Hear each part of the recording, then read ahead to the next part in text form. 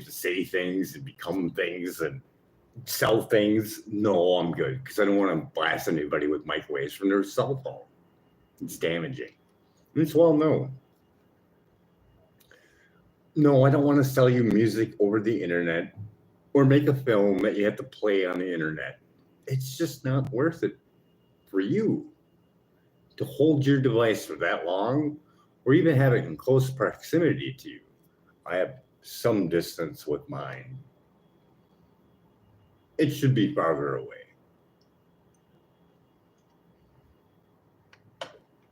We're just trying to get the base of, I'm not trying to get subs. I'm not trying to get popular. I'm just trying to let a few people know about EMF so they can tell other growers, hey, your grow light's a big candidate for EMF and Wi-Fi, Bluetooth enabled, just adds more shit. We should go rent a tester and test it, or get a body voltage meter and test and see how much is actually going into our bodies. You know, protect the family. Well, with that out of the way, let's tug a war, shall we? Because I think that's the only thing that isn't going to get copyrighted strike. He's from the UK, so I think we're good. And I haven't gotten one yet.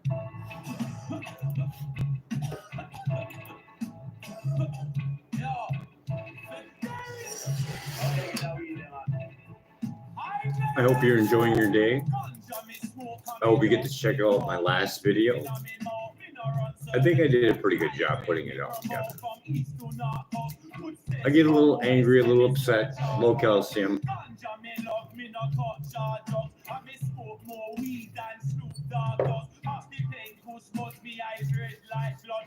I'm hoping no one comes in here on Wi-Fi, because that's just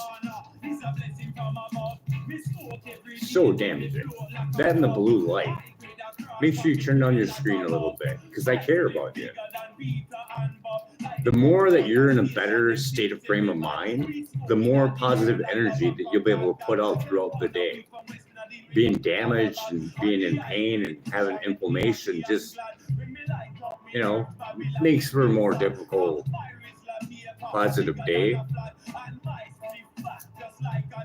Especially if you're pain focused all day about it. Oh, my back.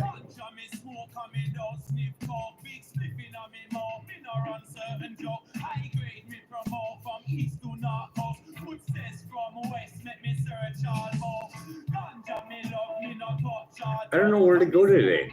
I think we did a pretty good job with that video. Pretty much outlines the fact that if you have a dimmer switch and you have a switch in power supply, you're going to get a shitload of dirty electricity, and someone should really grab a multimeter and test their light. I got the demonstration up there, but you can, you know, type it in up on YouTube and figure out how to take a body voltage meter test.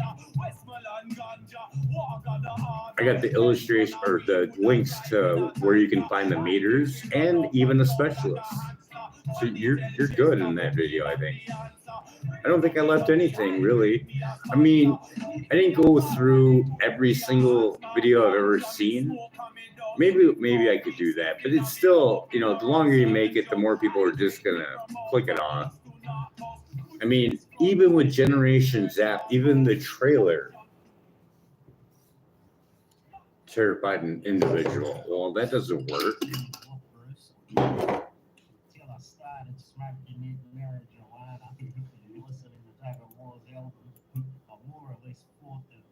It's EMF Hazard Summit. April 11th to the 14th.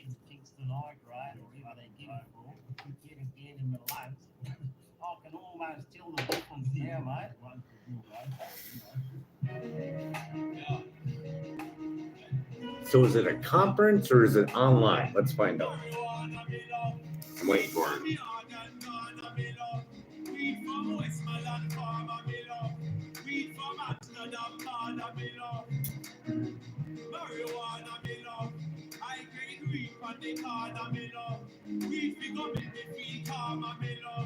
Weed never start no drama, just love.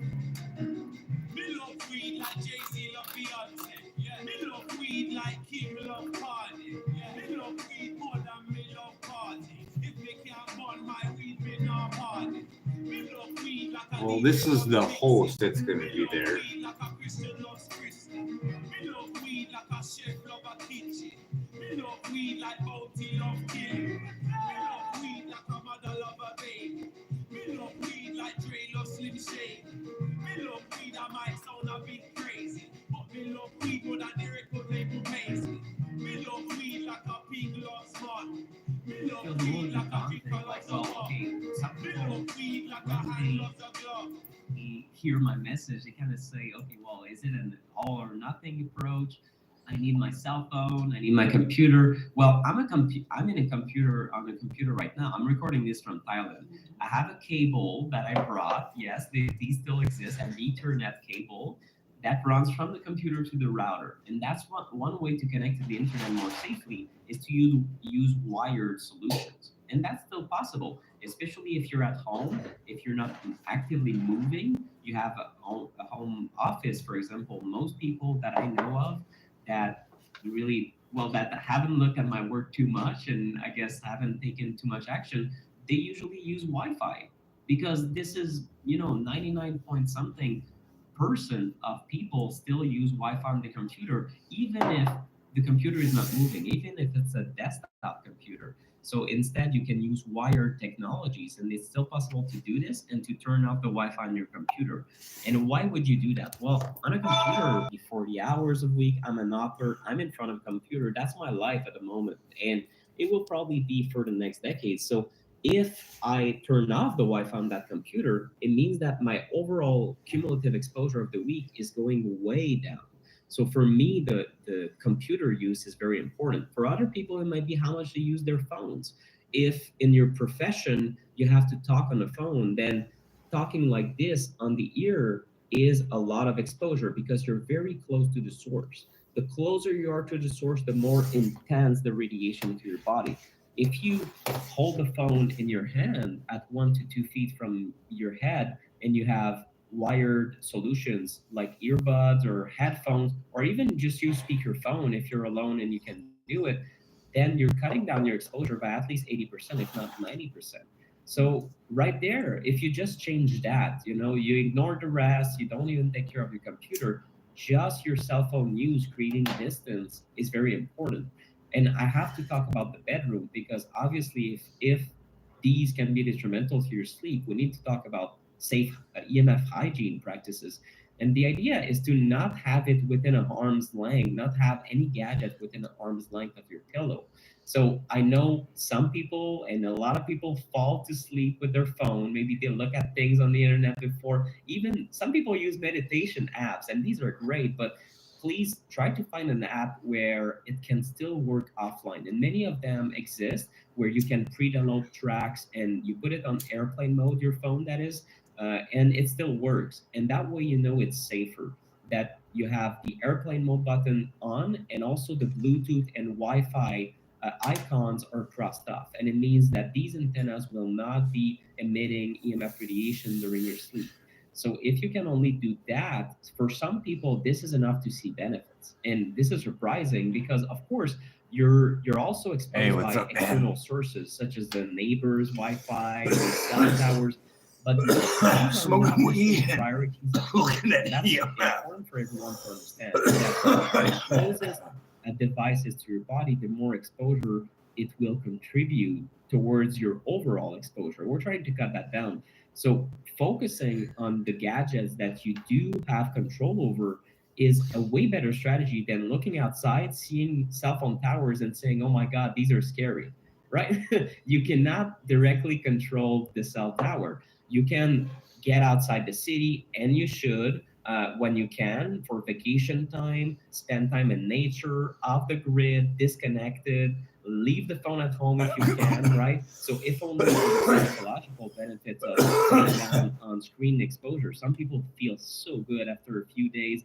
They feel liberated. Oh, I will not come back on social media. Like we all say that after a few days, and maybe we come back a little bit, but it just brings you back to yourself and to a better place with technology. So there's benefits to that. But when it comes to if you live in a city and you're exposed to gadgets, these are really the number one you should take care of first. And I'll also mention an extra action step because it's so easy. It is almost stupid. You can just disconnect, turn off your Wi-Fi router at night. And most people don't think about doing this. And sometimes they say, well, Nick, will it really make a difference if I disconnect my router because the neighbors don't do it? And you know what? It is true that it will make a difference because your router is often the one that is closer to your body compared to your neighbors. In many situations, that's true, especially if you have a home and your neighbor is 1 kilometer away. But even in a city, it is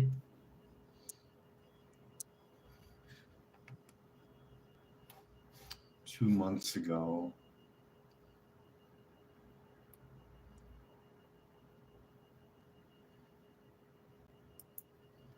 4 years ago, 7 years ago.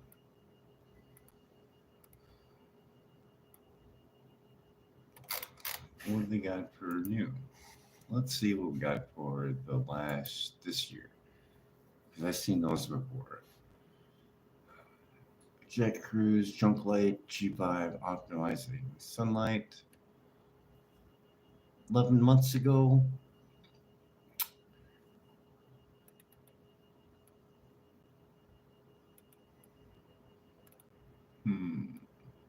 This one I seen.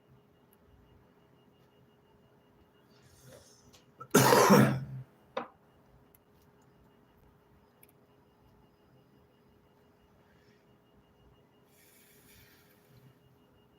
band TED Talk, yeah. That was a while back though.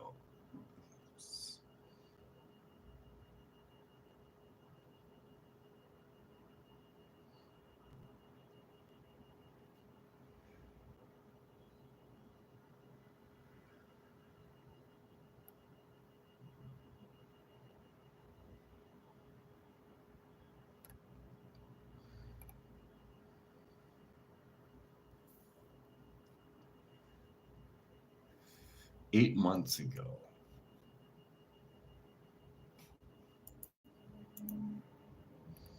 That one looks pretty good. 4 months ago.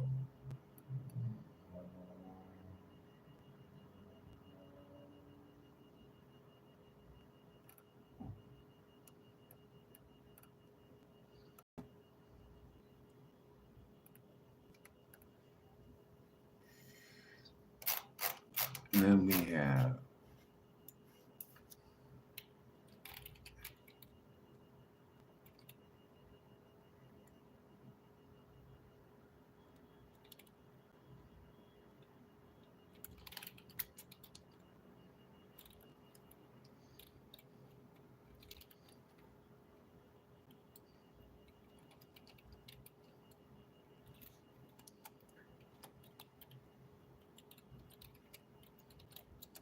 I totally spelled that wrong.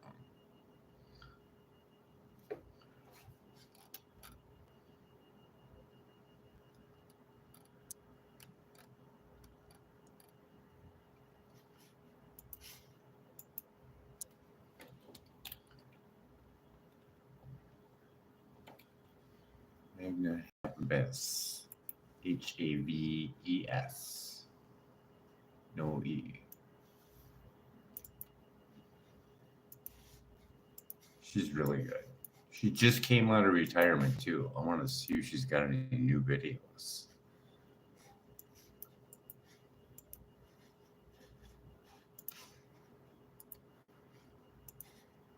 She couldn't even stay away. And I think it was less than a year.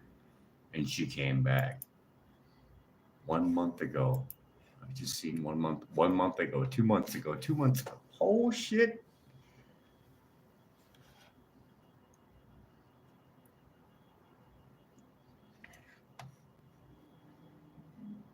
Oh, she's got a course. You gotta be shitting me. Oh, let's see the first one. So that's 1, 2, and 3. Okay, so two beat out one. All right, so it's this one. All right, cool. Don't worry, Jack. I'm still gonna see you. Recordings just got better. Hey, it's Dana from StreamYard. I'm so excited to announce that All right, what do we got? Oh, look at her. Hello, everyone, and welcome to the virtual pre-conference course on electrosmog and electrotherapeutics 101. What doctors need to know about electromagnetic frequencies in this wireless age. This course will be held over 2 days and will consist of 4 hours of instruction and 2 hours of questions and answers. For those who qualify, this course is equivalent to 4 CME credits. Oh, shit. Today, we are going to have 3 40-minute lectures on the big picture, followed by radio frequencies, microwaves, and 5G. And then we will discuss extremely low frequency electromagnetic fields. After a short break, we will have a 1-hour Q&A session. Tomorrow, we will start with dirty electricity. Then we will discuss ground current pollution, and we will end with electrotherapy and frequency therapy using light, followed by our final Q&A session. Electromagnetic hygiene is the missing link to vibrant health.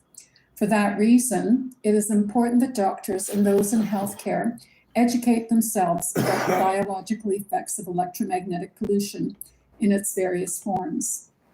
If you haven't already done so, please consider signing up for the virtual EMF Medical Conference to be held January 28th to the 31st, 2021. To make these sessions more interactive, we are going to have a few polling questions sprinkled throughout the course. The black transition slide indicates a polling question is up next. Ben Levi is helping behind the scene, and he will post the polling question for a few seconds, and then we will instantly see how people have responded. Note that all the responses are anonymous. We have 4 polling questions for you to answer now. We are going to start with the big picture and examine how the various types of electromagnetic frequencies generated by both natural and man-made sources interact with each other. The sources of electromagnetic energy fall into 3 categories. Geofields, these are natural non-living sources of electromagnetic energy. All living organisms generate biofields or bioelectromagnetic fields. And finally, there are artificial fields generated by our technology, which I call technofields. These are some of the more common natural, non-living sources of electromagnetic energy that we get from the sun, solar flares, from the cosmos, from the northern lights, lightning, the Earth's geomagnetic field, air ionization, and Schumann resonance, or the heartbeat of the Earth. And all of these are biologically active. What I mean by that is that these fields have biological effects, and there is a lot of information about this in the scientific literature. I elaborate on air ionization just to provide an example of how these sources affect living organisms.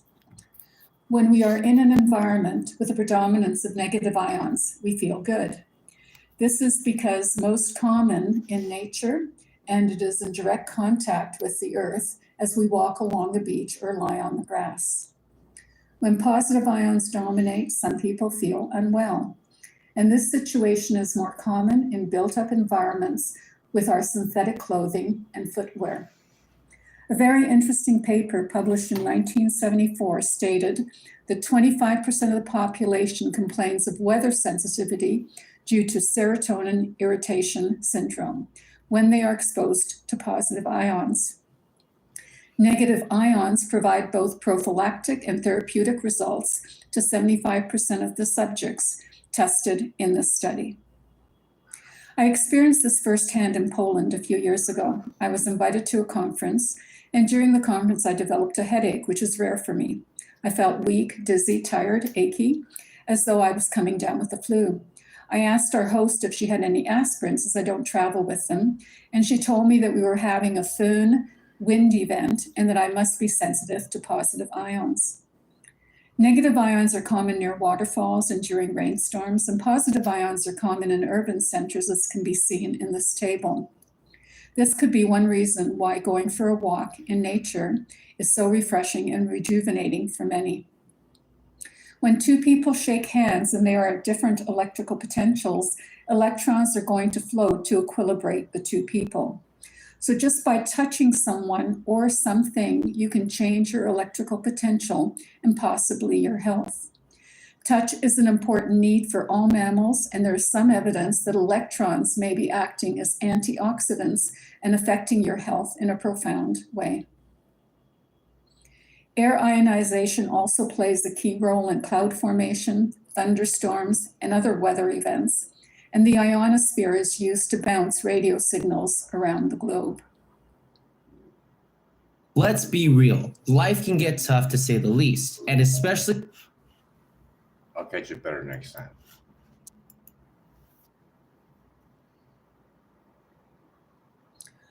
Our atmosphere and the Earth's magnetic field provide a fairly good shield against some of the radiation that comes from outer space, since not all of this radiation reaches the Earth's surface. What this slide shows is that light frequencies penetrate to the surface of the Earth, and that is why we can see the sun and stars. Some infrared and ultraviolet also penetrates, but most of this radiation is blocked. Also, a part of the radio frequency microwave spectrum penetrates to ground level, and we have radio telescope that listen to whispers, a very weak signal from outer space. One such telescope is at Green Bank, West Virginia, where there is a radio exclusion zone. No cell phones or other wireless devices can be used there because the signal interferes with the radio telescope. Consequently, it is a good place for those who are electrically hypersensitive to go to recover. All living organisms are beings of light and have electromagnetic energy flowing through their body. Every cell has an electrical potential difference across the cell membrane. Once a cell's electrical potential gradient begins to approach zero, that cell will die. Similarly, it is possible to charge up a cell to make it more healthy. Our heartbeat is electromagnetic. Biophotons produced by the body are electromagnetic, and this is based on the work of Fritz Popp. Brainwave activity is electromagnetic at extremely low frequencies. Infrared radiation or heat is part of the electromagnetic spectrum, and this heat provides information about the body. With Oriental medicine, we learned that acupuncture points have a higher conductivity than surrounding cells, and that is why we can find the acupuncture points using electroacupuncture. Other species can also use their electrical energy in a variety of ways. And even the simplest organisms have magnetoreceptors to help them navigate. Here you see a string of magnetite crystals in a bacterium. Magnetite is found in the brain, abdomen, or thorax of many different species, from birds, bees, butterflies, to migrating fish and amphibians. As an aside, anaerobic bacteria that are poisoned by oxygen and need to live in an anoxic environment, behave differently if they are in the northern versus the southern hemisphere. Those in the northern hemisphere move towards the north pole of a magnet, and those in the southern hemisphere move towards the south pole. When an environment is disturbed, these bacteria need to move into a low oxygen environment. And that happens to be more common at increasing depth in soils and sediments, and even in some bodies of water. Consequently, by moving towards the poles, the bacteria are burrowing deeper into the sediments where there is less oxygen, a definite evolutionary advantage. While we can discuss these fields in isolation, what becomes particularly interesting is how these fields interact. Geofields and biofields can interact, as shown by the overlap of the two Venn diagrams. Some of these interactions are beneficial and some are harmful. Biofield interactions are also possible, like therapeutic touch, as are geofield interactions. The Earth's magnetic field shielding us against the solar wind is a prime example. I asked earlier about polar reversals. This represents the magnetic lines of force around our planet. You can see predominantly yellow or north magnetic field and blue or south magnetic field predominating at the poles. During a polar reversal, the magnetic field weakens considerably and then strengthens again, but with opposite polarity. Based on geological records, the Earth's magnetic field has flipped several times in the past, and some of those flips coincided with massive extinctions. The concept here is that a weak magnetic field is unable to shield the planet against harmful cosmic radiation, resulting in extinctions. Currently, the Earth's magnetic field is weakening, and we are overdue for another polar reversal. During these reversals, it is the magma in the Earth's center that shifts and not the continents as shown here. And finally, there are technofield interactions, normally referred to these as electromagnetic interference or EMI if it is negative. Driving under or near power lines while listening to an AM radio station causes static and electromagnetic interference. Placing your cell phone in airplane mode is supposed to prevent any interference while on board an airplane. Most of this course is going to be dealing with technofield-biofield interactions that are either negative or positive. Biofields can also affect technofields, so this is not necessarily a one-way effect. In the past, when we had rabbit ear antennas on TV sets, a person could adjust the reception of the moving antenna, and sometimes the best reception was when the person was touching the antenna. In other words, the human body was working as an antenna and improving reception. Electrosmog is a form of air pollution. We get it from stationary sources and from mobile sources. We can have indoor air pollution as well. Mold, chemicals from paints to pesticides to cleaning products can all pollute our indoor air quality. Hospitals are aware of this, and many now have signs to keep a fragrance-free environment for those with multiple chemical sensitivities. That is why it is so hard for us to watch as hospitals increase their use of wireless technology and contaminate with microwave radiation hospital rooms, intensive care units, waiting rooms for patients who are already ill and can't tolerate more attacks on their body. Hospital staff also deserve to be working in a clean, safe hospital environment. Smart homes are electromagnetically unhygienic and should be avoided as much as possible. This mistake?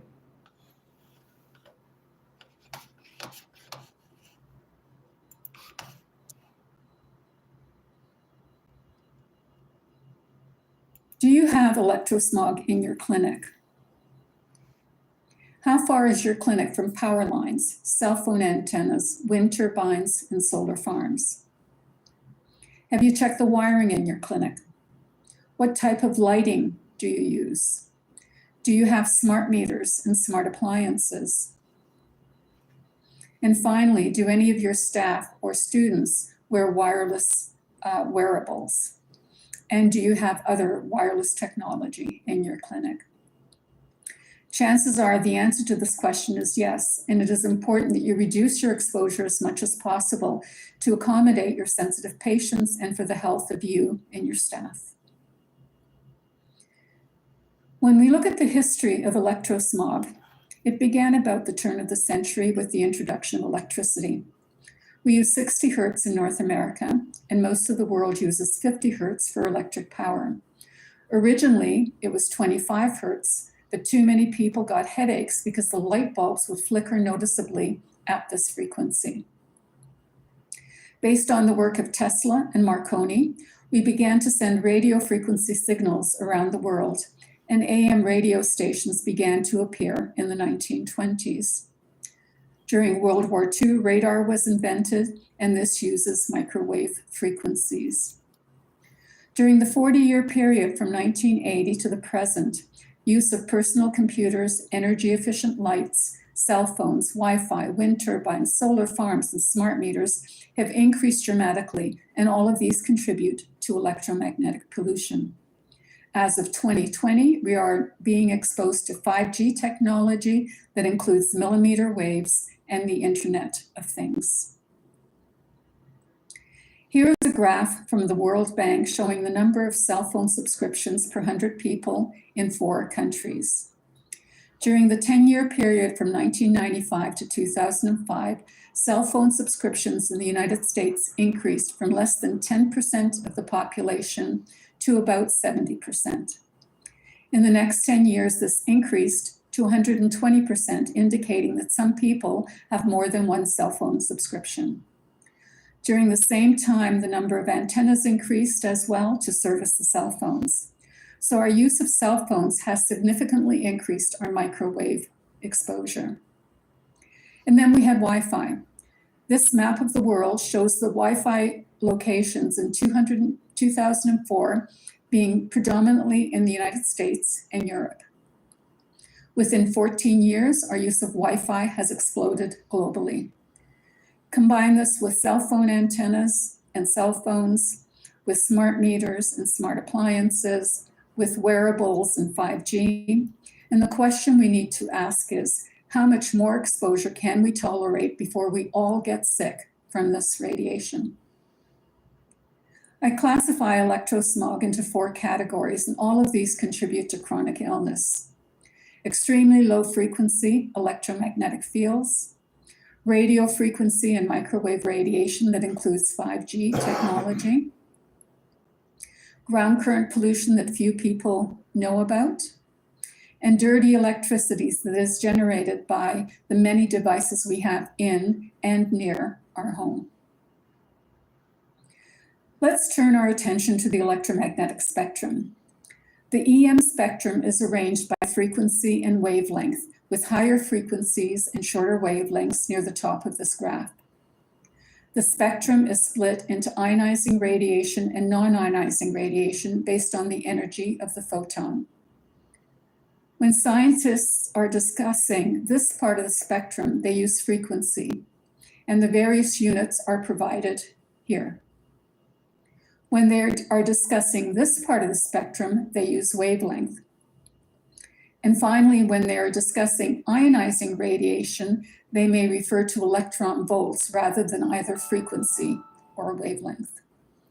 Being able to convert from frequency to wavelength is important, and there is a very simple equation. Frequency times wavelength equals the speed of light.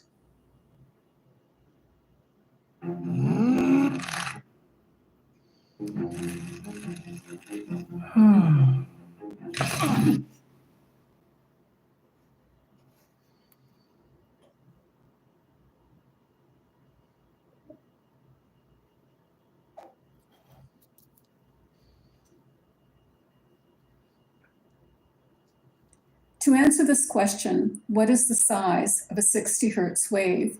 We can go to this figure and we can see that the answer is between 1,000 and 10,000 kilometers. To make a more accurate calculation, we need to plug in the values into this equation, and provided we have the right units, we should come up with the right answer, which is 5,000 kilometers. So a 60 hertz sine wave is 5,000 kilometers long. In a similar fashion, we can ask the question, what is the size of a 2.45 gigahertz wave, which is used in microwave ovens, Wi-Fi, and some cordless phones? The answer is between 1 meter and 1 centimeter. More precisely, it is 12.2 centimeters long. This information becomes important when we discuss resonance effects. Antennas work best when their length is the same, 1/2 or 1/4 of the wavelength being transmitted. This information also becomes important when we discuss near field and far field effects. Part of the spectrum are given names. The ones outlined in orange are the ones we are going to discuss in this course. And this is how the frequencies that we are going to discuss fit together. We have extremely low electric and magnetic fields. We have radio frequency radiation that is subdivided into microwaves and millimeter waves. We have intermediate frequencies that further subdivide into dirty electricity. These have various applications and a variety of biological effects.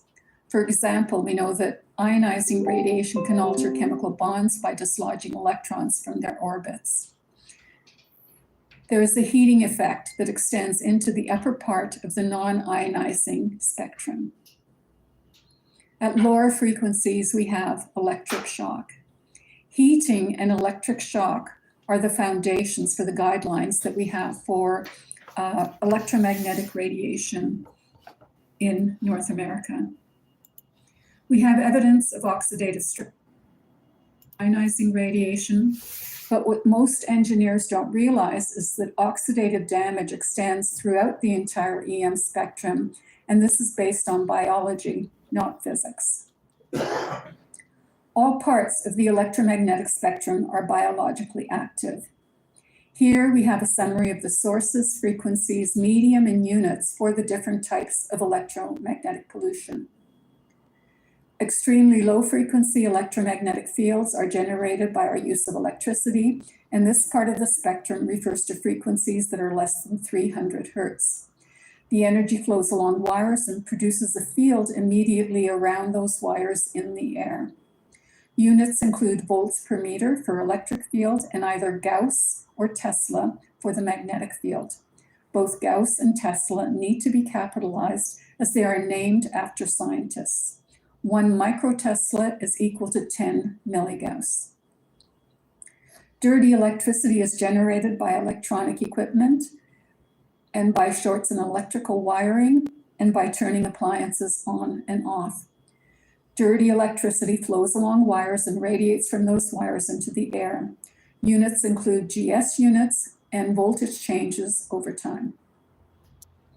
Radio frequency and microwave radiation differ only in their frequency ranges. Both travel through air and are measured as volts per meter or as power density, watts per meter squared.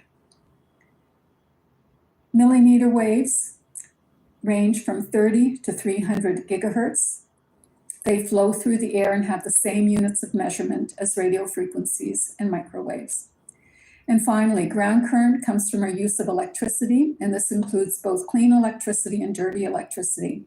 In this case, the electricity is not flowing through wires, but along the ground and along metal objects used for grounding. The units are amps if we are measuring current and volts per meter if we are measuring voltage. We can convert from voltage to current if we know the resistance of the conductor. The biological effects of any part of the electromagnetic spectrum is a function of wave frequency characteristics. And here are some of the most important characteristics to consider. Some effects are frequency specific. Here we have an example of 2 waves with one at a higher frequency than the other. If we assume that the time scale represented by the box is 1 second, then the wave at the bottom is at 1 hertz or 1 cycle per second, and the wave at the top is at 7 hertz or 7 cycles per second. In biological sciences, we have something called frequency windows, where the biological response only occurs within a narrow frequency band and disappears at higher or lower frequencies, and sometimes reappears as harmonic frequencies. If F1 is 16 hertz in this example, then F2 would be the harmonic at 32 hertz.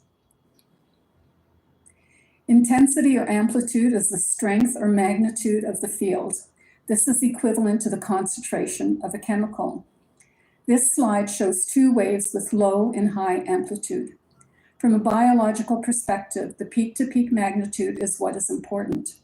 However, engineers use root mean squared, which gives a much lower value than peak-to-peak, and thus underestimates the response.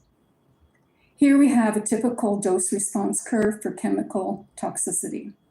We have a threshold below which there is no response, and the higher the concentration, the greater the effect, until the curve flattens out as no additional response is possible. With electrosmog, we have something called intensity windows, where a specific biological response will occur only within a narrow intensity band and disappears at higher or lower intensities. Waveform, or the shape of the wave, is biologically important. Here are some common waveforms: sine, square, triangle, sawtooth. This will become more important during lecture 6 when we discuss pulsed electromagnetic field therapy. The sawtooth wave seems to be the most irritating, and the sine wave seems to be the most soothing biologically. Modulation is also important, and here we have a carrier wave and a modulating wave. Two types of modulation are common.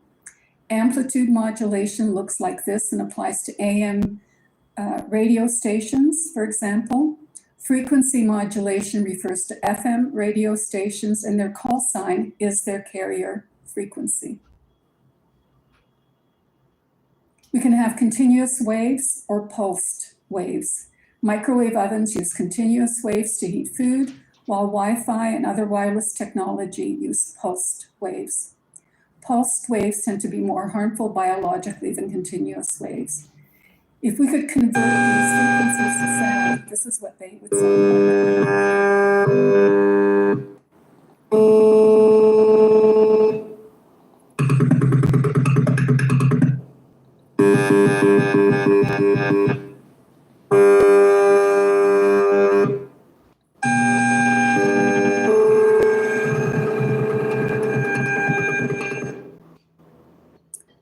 Most of us have these devices on 24/7, and if we could hear them, it would drive us crazy.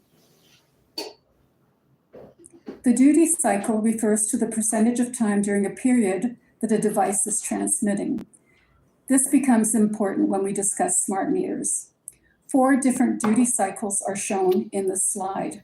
A period is the time for a cycle to repeat. Assume all of these are at the same intensity, namely 500 units. The intensity of a signal is averaged over the entire period and hence gives a much lower reading than the peak value. So for a 10% duty cycle, 10% of 500 is 50 units, and that is how engineers would calculate exposure. At 30%, the exposure would be 150 units, etc. All of these values are less than the actual peak value during the period, and remember that living organisms respond to extremes and not averages. Waves can interfere with each other. There are 2 examples of interference: constructive interference and destructive interference.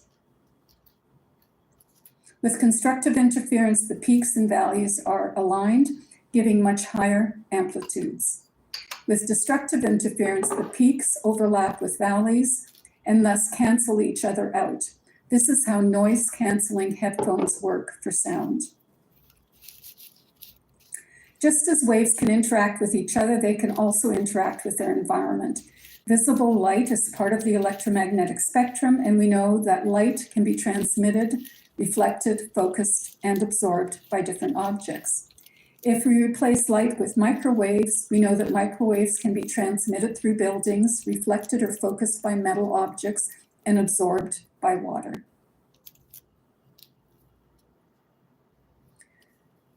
A metal object can reflect, block, or focus radio frequencies, and that includes metal objects in or on our body. A major concern for students with braces or metal implants who are attending school with Wi-Fi. The Wi-Fi frequencies can reverberate through the brain. I know of one student who would pass out in the hallway of her school if she stood near a Wi-Fi base station for any length of time.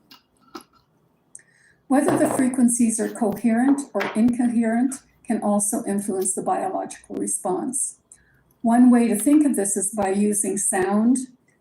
Music is coherent and noise is incoherent. Combine this with an irritating frequency and the effect is magnified.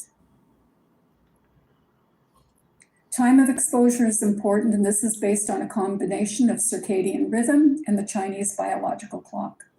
The worst time to be exposed to electrosmog is during sleep when your body is repairing itself. Anything that interferes with sleep is also going to have adverse effects.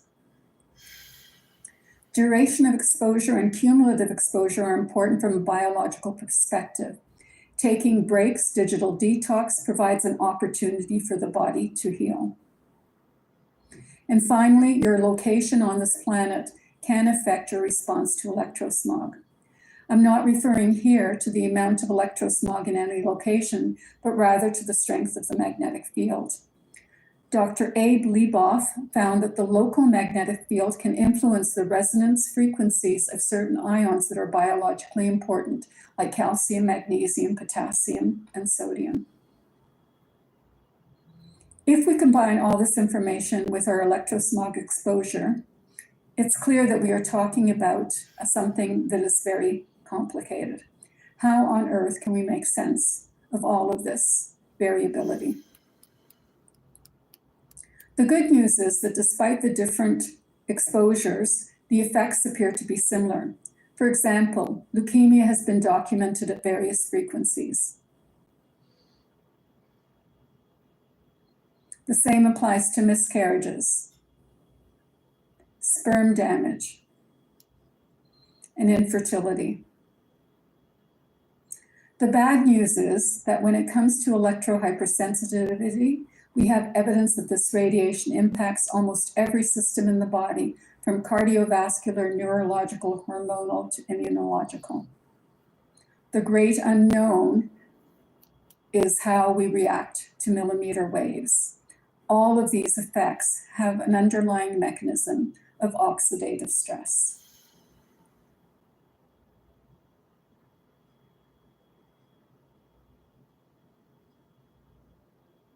Our next session will be on radio frequency and 5G. We'll take a short break.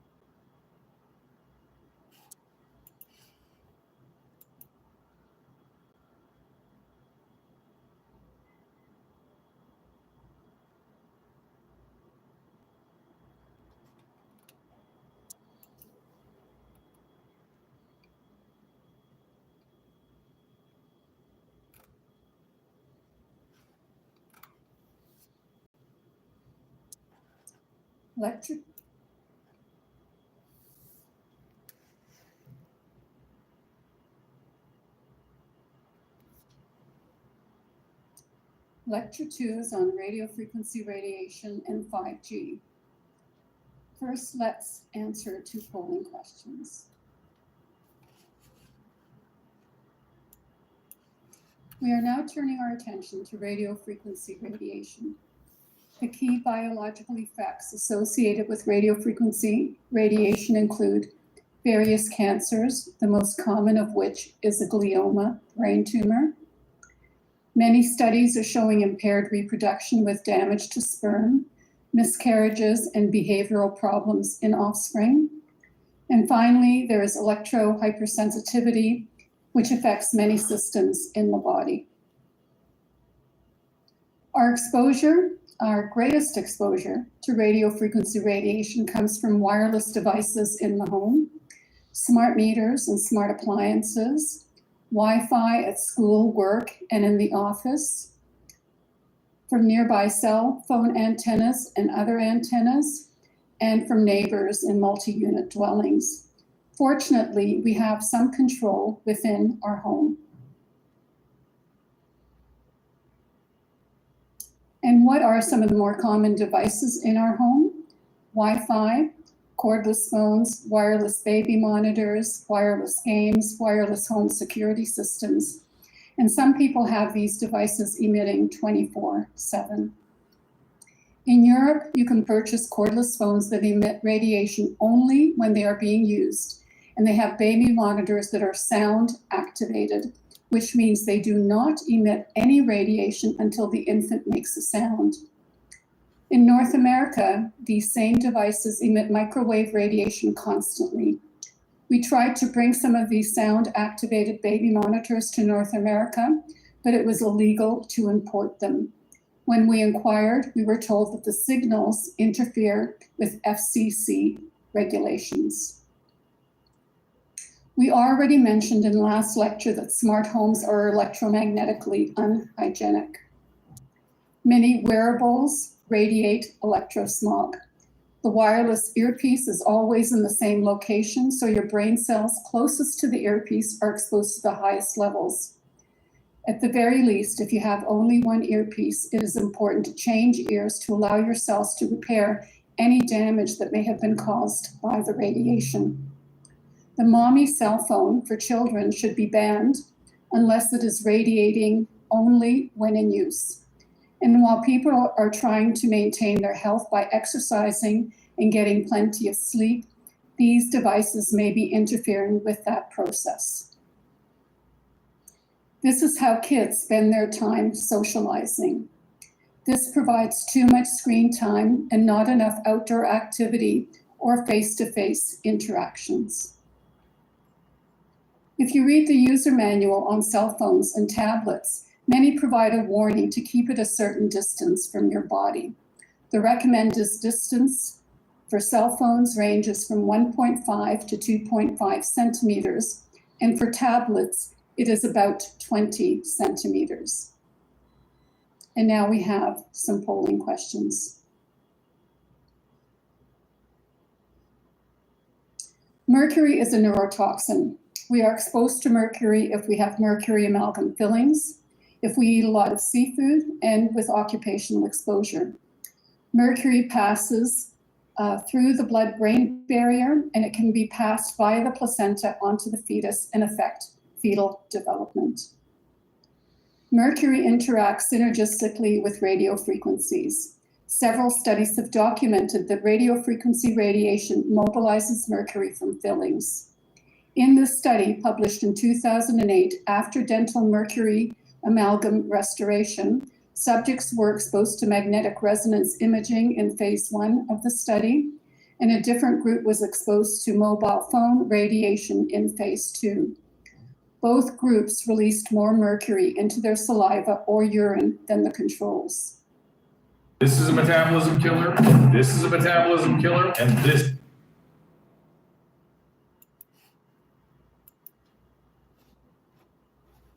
Here are the results for female university students who used mobile phones, red bar. The mercury content of urine was much higher than the controls, shown in gray, who were not using a mobile phone. And this was statistically significant on day 2, 3, and 4 after dental amalgam restoration. The same authors hypothesized in this 2016 publication that if dental mercury is mobilized by radio frequency radiation in a pregnant woman, this could increase the fetal mercury load, resulting in neurological and hormonal disruptions and possibly contributing to autistic spectrum disorder.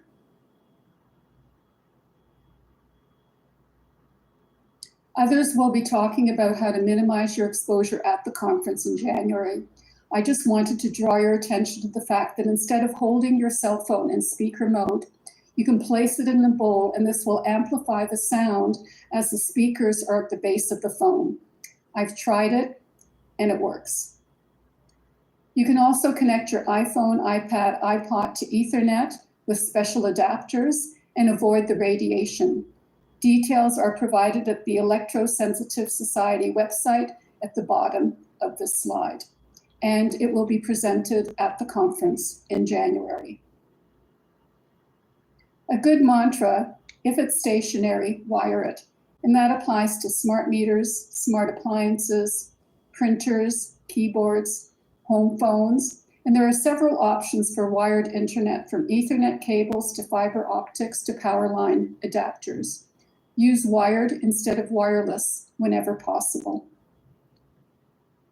Now let's turn our attention to smart meters. What is smart about a smart meter? Smart simply means two-way communication. It can be wired or wireless.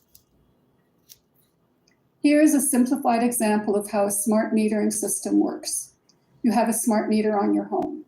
It communicates with a receiver on a nearby hydro pole. The message is sent to the utility, and they can then communicate with your smart meter and turn appliances on or off. However, some systems use a radio frequency mesh. In this type of system, your smart meter is communicating with other smart meters and not just with the utility. As a result, your smart meter is working overtime and your home is receiving a lot more radiation. It's important to find out which of these two types of smart meters you have on your home. And if we have a mesh system, this is how much radiation is being transmitted and how frequently.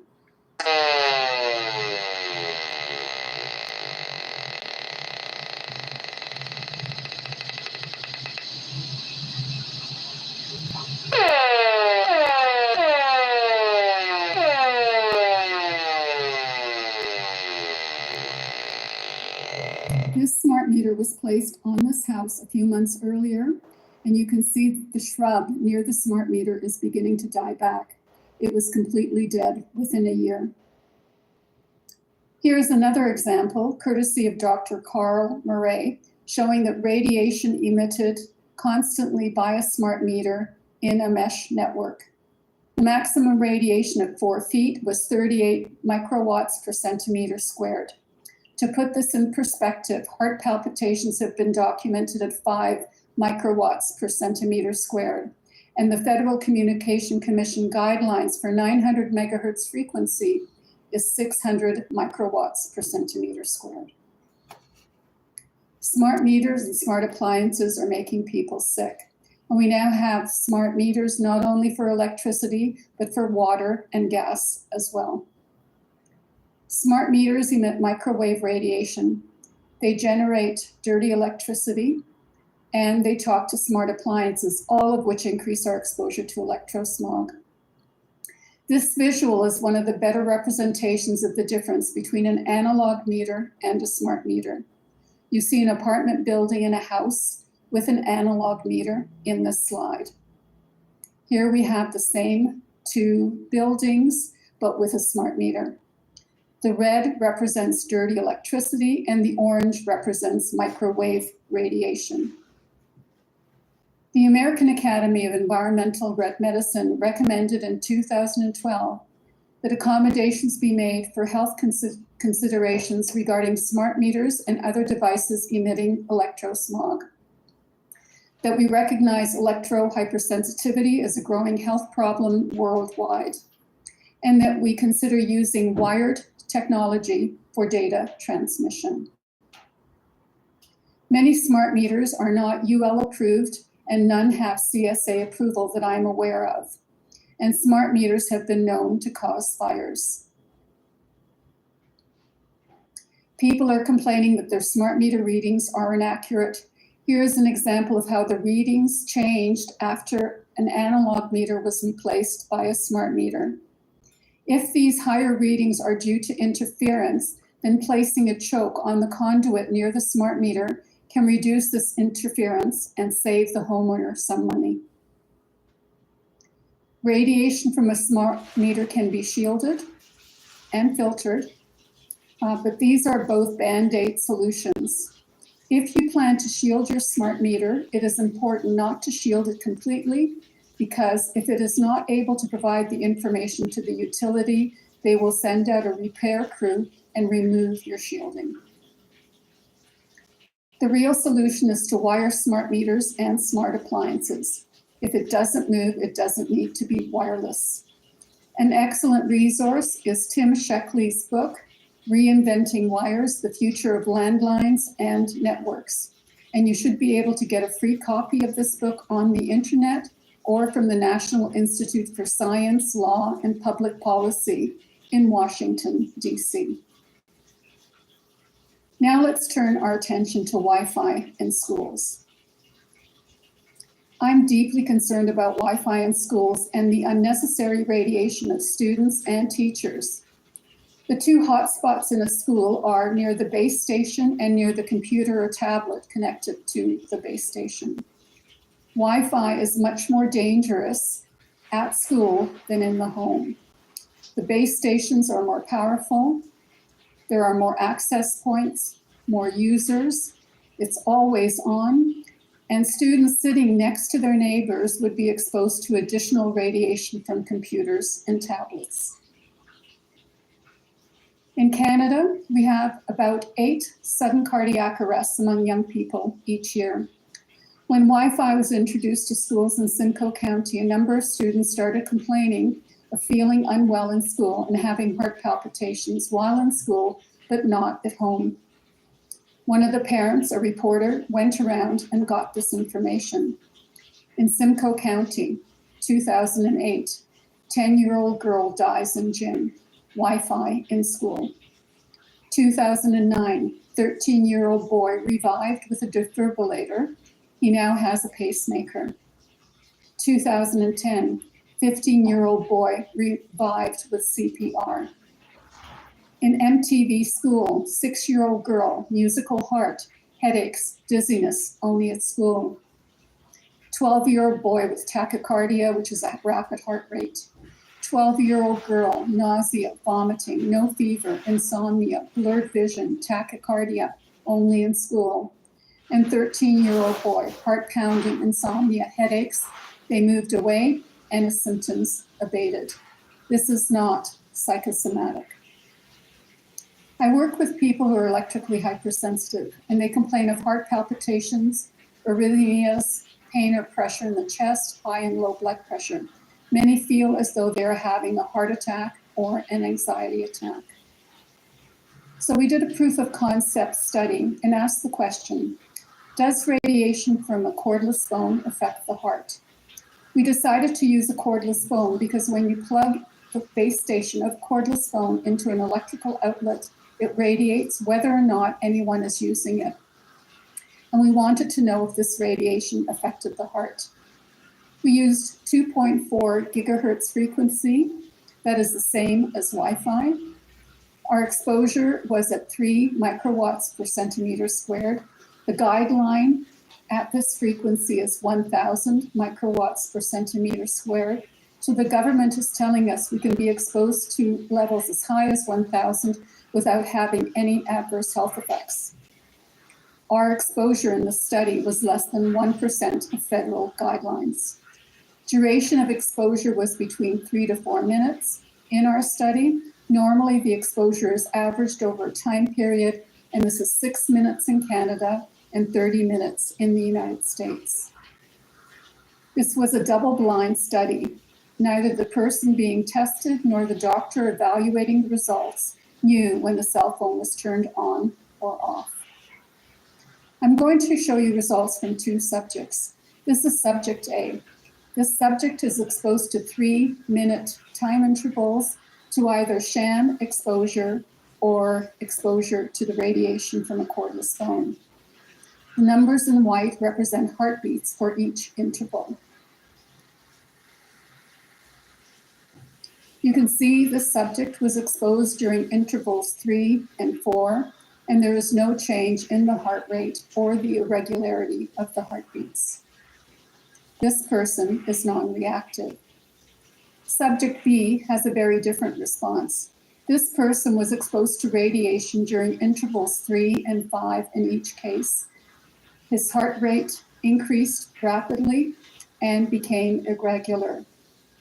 Also showed that there was a sympathetic upregulation and a parasympathetic downregulation. This is a typical stress response. This person is electrically hypersensitive. Here we have Caveman Bob. He had a hard day at work with lots of stressors, and he is going to recover in his cave. This is Bob's cave mate, and she will take care of the problem. What we have here is an example of short-term acute stress, and this doesn't cause a problem. As a matter of fact, this is healthy. Bob has time to engage his parasympathetic nervous system that helps him rest, digest, and heal.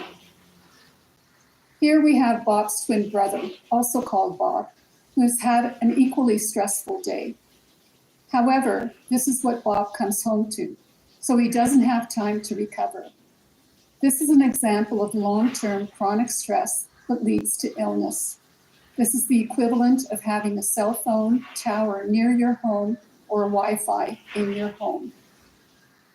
If you are in sympathetic overload on a constant basis, you will not be able to heal properly, and it's quite likely that you will become ill over time. Now let's turn our attention to the school that has a Wi-Fi in the classroom and a cell phone tower nearby. This is going to cause physiological stress to some percentage of the student and teacher population. That stress is going to adversely affect the body, the mind, behavior, and emotions. And then that student goes back to school. Now we expect these students to perform well because we have given them all the technological advantages.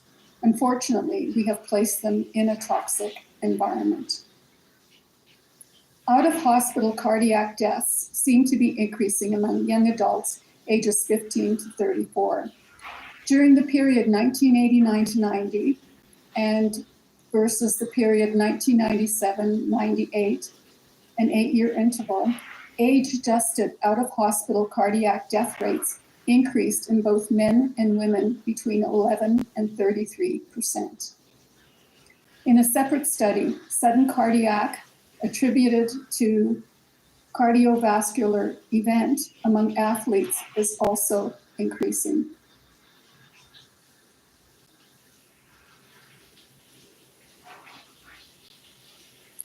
In this conference on the biological effects and health implications of microwave radiation, scientists provide this warning.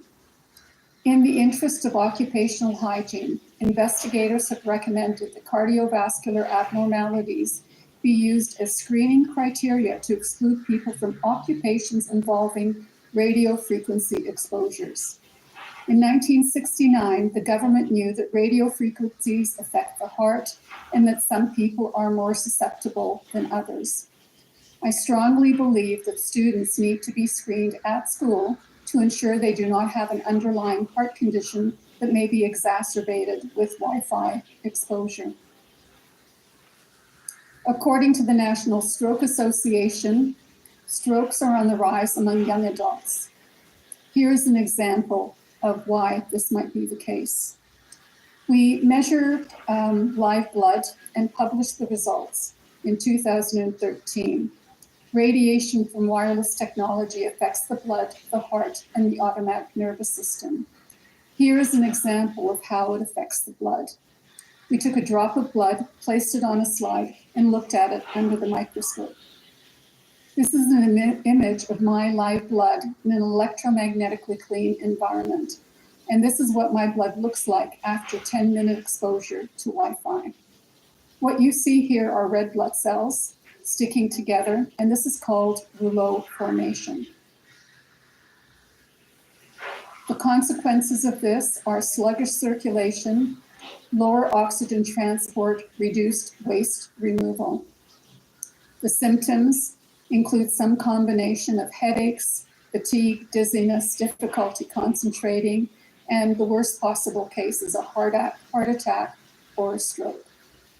Dr. Stephen Sinatra, an internationally recognized cardiologist, said that our blood should have the consistency of red wine, but what he notices in his patients is that their blood resembles ketchup. This is rouleau. And as I mentioned earlier, there are alternatives to wireless: Ethernet cables, power line adapters, and fiber optics. It would be in the best interest of communities to develop a fiber optic highway for fast, secure, and safe service with much less radiation. Next, we are going to turn our attention to cell phone antennas. Years from now, we are going to look back and ask ourselves, what were we thinking, placing cell towers so close to homes, schools, and hospitals? Here we have a cellular base station on top of a building. It consists of a tower for support. In Europe, they call this a mast. There are antennas for both transmitting and receiving signals. and there is a cabin for the electrical supplies.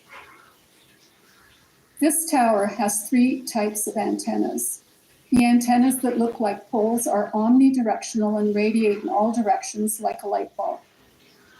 The dish-shaped antennas are point-to-point like a laser pointer and must be within line of sight of each other.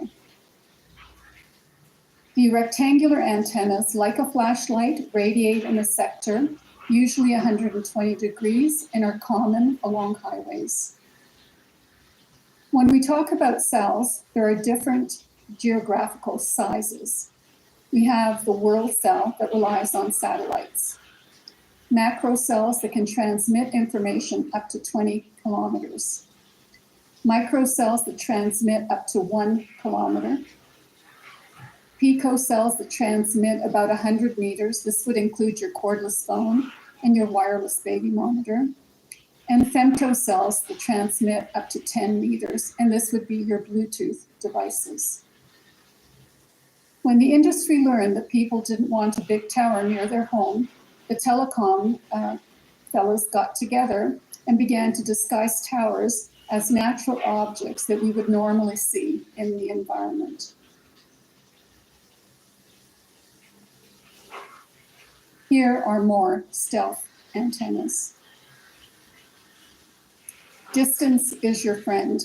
Ideally, you should be at least 500 meters from a cell tower, and I used to recommend at least 2 kilometers from radar and broadcast antennas, although as they make them more powerful, further away may be safer.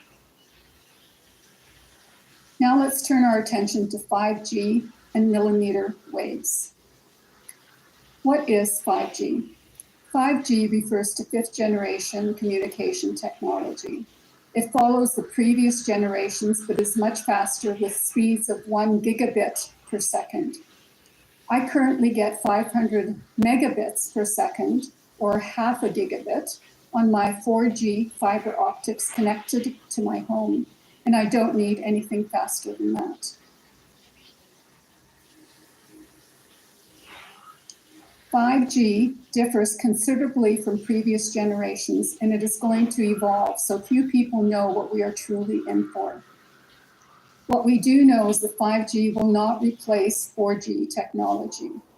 Indeed, it will intensify our use of 4G and expose us to additional frequencies and higher intensities. 5G will use multiple frequencies that fall into 3 categories: sub 1 gigahertz, sub 6 gigahertz, and millimeter waves. And it will involve the densification of small cell antennas. So expect a small cell antenna to come to your neighborhood and possibly to come to your home. 5G infrastructure consists of satellites, macro cell sites, small cells, and fiber optics.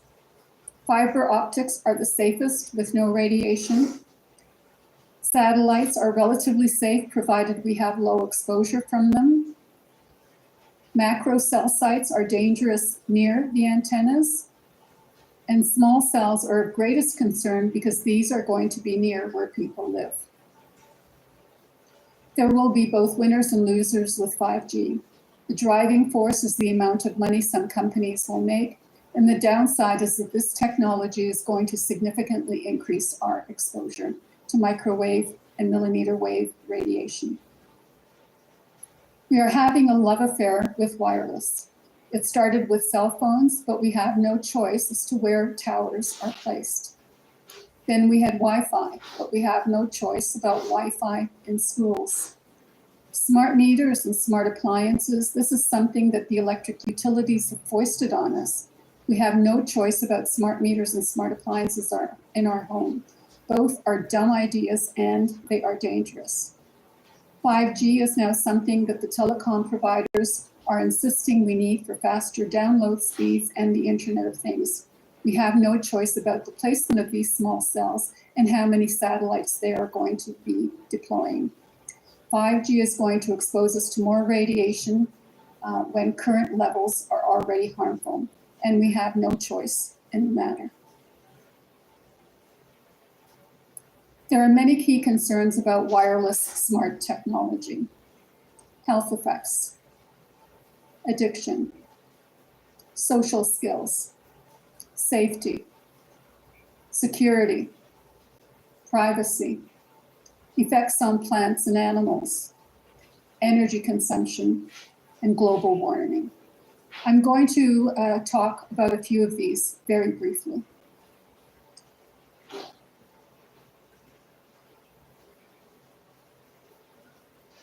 Is the Big Fitness Energy Sale at Planet Fitness. Join today. Deal ends January 12th. But first, a polling question.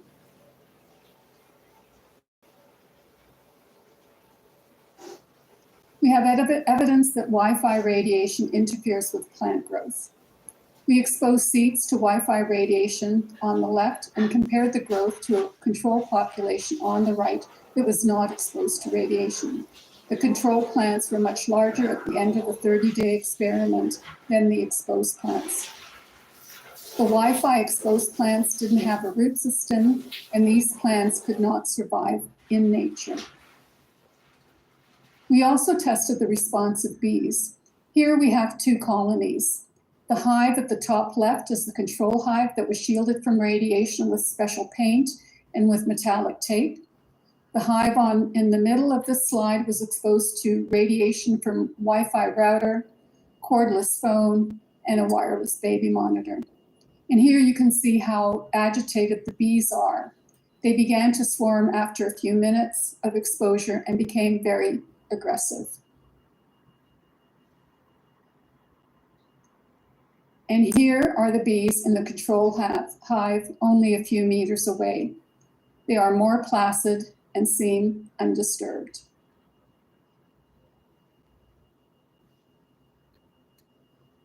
I'm now going to shift to concerns about privacy. The headbands these students are wearing are monitoring their brainwave activity. Each band has a colored light in the front. White means the student is offline, blue means the student is distracted, green, the student is focused, and red, the student is deeply focused. The information is sent to the teacher's tablet, and the teacher sends the information to the parent's cell phone. I can only imagine how much this increases microwave radiation in the classroom, making it difficult for students to focus. In China, you can make a purchase without cash or a credit card. Instead, they use facial recognition. And with facial recognition, they don't need an ID chip, since the cameras will identify people even in a crowd, as you can see here. Here's the facial recognition map of the world. Green represents countries that currently use facial recognition. You'll notice that very few countries or communities are banning this technology. We are promised that 5G will bring us driverless cars, smart homes, smart cities, remote surgery. Unfortunately, it is probably going to make a lot of us sick. Currently, millimeter waves are used at airports. We have the simple metal scanner, the millimeter wave scanner. Employees are asked to calibrate these scanners, with each employee being exposed about 20 times a day. These airport employees are complaining of illness, but little is being done to help them.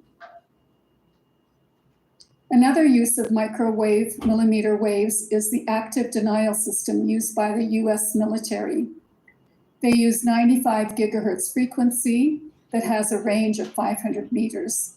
The beam is directed at a person or a crowd, and it instantly heats the skin, causing intense pain. The beam damages eyes and testicles and is likely to have other effects that we don't yet know about. We can't end this lecture without considering guidelines. Here we have biological effects shown in red, and guidelines for radiofrequency radiation shown in purple. Note that this is using a log scale, so each line differs by a factor of 10. What is most unusual about this graph is that guidelines vary more than 5 orders of magnitude. This widespread in guidelines is unheard of in chemical toxicology. Also, the guidelines do not protect against the health effects noted here, which occur at much lower intensities than the guidelines. In some of my presentations, someone in the audience will say, if this was true, they would have told us. In 1971, the US government released a report with more than 2,000 publications on the biological and health effects of microwave radiation. You can get information from this report on my website and on zoriglazier.com website. I'll provide more information later. More recently, a group of international scientists in this field sent an appeal to the World Health Organization and to the United Nations asking for safer guidelines, among other requests. Cell phone providers are asking people to keep the phone at least 1.5 centimeters from the body and tablets at least 20 centimeters from the body. Insurance agencies are not insuring against health effects from wireless technology. Various medical academies are stating that radio frequency guidelines do not protect children. And some governments are removing and banning Wi-Fi in schools. They are telling us. We aren't listening. This is where we are at present. I show people who have an adverse response to electrosmog as being under the waterline. So what does the future hold? If we do nothing about guidelines, if we allow Wi-Fi to be installed in schools, in parks, on buses, on airplanes, and in hospitals, if we have wireless smart meters, smart appliances, and smart homes, with 5G everywhere and satellites bombarding us from space, and with driverless cars, and with wireless wearables, I doubt the society will survive. Far too many people are going to become sick. And that lone person who has his head above the waterline isn't going to be able to support the rest of us. Alternatively, we can establish radio frequency free zones, green zones. We can lower guidelines.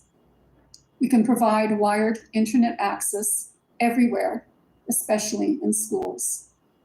We can convert wired smart meters and wired smart appliances. We can place a moratorium on 5G.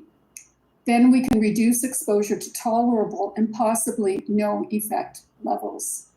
Remember, if it doesn't move, it doesn't need to be wireless. And now we turn to our last 2 polling questions.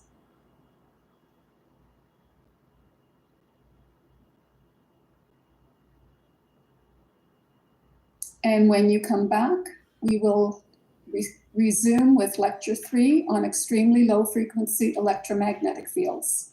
We'll take a short break.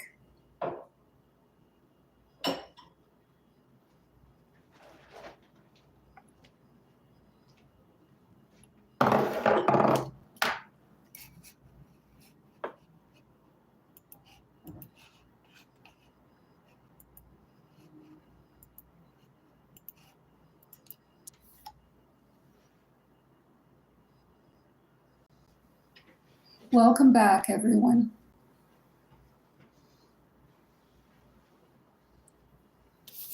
Lecture 3 is on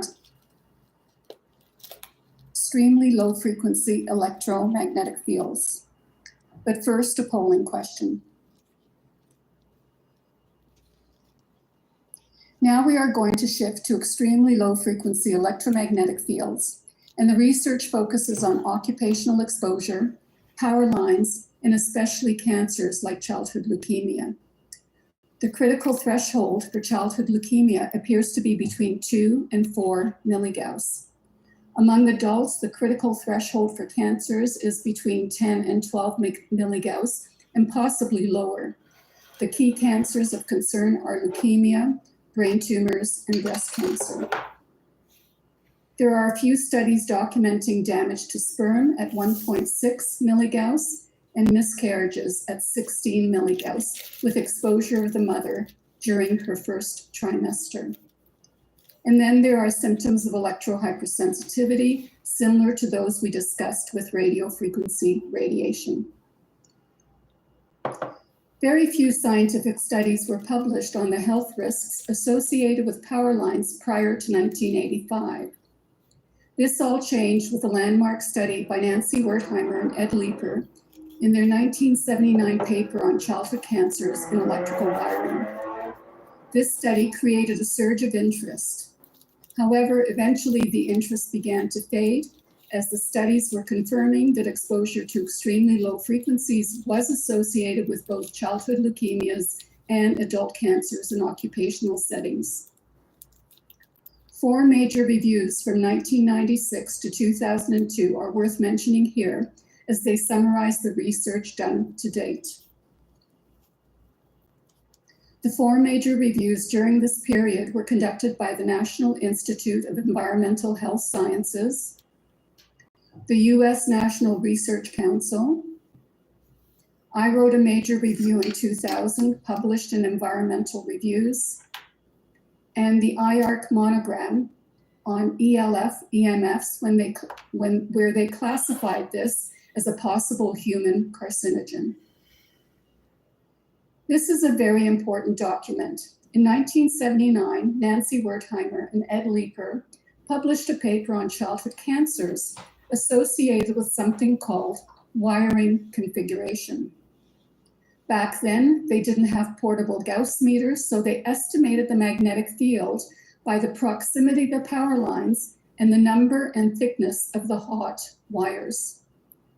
Dr. David Savitz repeated this study in Denver, Colorado in 1988 and confirmed the results for childhood leukemia, but not for childhood lymphoma or brain tumors. Dr. Sam Milham reported in 2001 that childhood leukemias increased substantially after electrification of a community, and I'll talk more about that in a minute. Here we have a graph of the odds ratio in the magnetic field intensity in milligauss. An odds ratio above 1 implies an increased risk of cancer. An odds ratio below 1 signifies a decreased risk. The Wertheimer and Leeper study was repeated in various countries, and this is where the study falls in this graph. When the magnetic field is plotted against the odds ratio, there appears to be a linear correlation with multiple studies. The higher the magnetic field, the higher the odds ratio. When meta-analyses are done, this is a combination of several studies to increase statistical significance. They show the same trend, although at much lower odds ratio. This is showing a dose-response relationship between the strength of the magnetic field in a home and the risk of child developing leukemia. Milham and Osiander in 2001 took a different approach to determine the role of electricity on childhood leukemia. They examined the historical childhood leukemia rate as the electricity was being rolled out. They did this in both the United Kingdom and the United States. And they reported a 24% increase in childhood leukemia mortality with every 10% increase in percentage of homes serviced by electricity. Here are some of their results. The numbers on the right are the percentage of homes with electricity. The leukemia rate for a 3-year-old increased from 1 per 100,000, with 43% of the homes having electricity, to almost 4 per 100,000 by the time most of the homes had electricity. As the use of electricity increased, so did the rate of childhood leukemia. Studies on childhood cancers and magnetic field exposure indicate the following. Magnetic fields are possibly carcinogenic, according to the International Agency for Research on Cancer.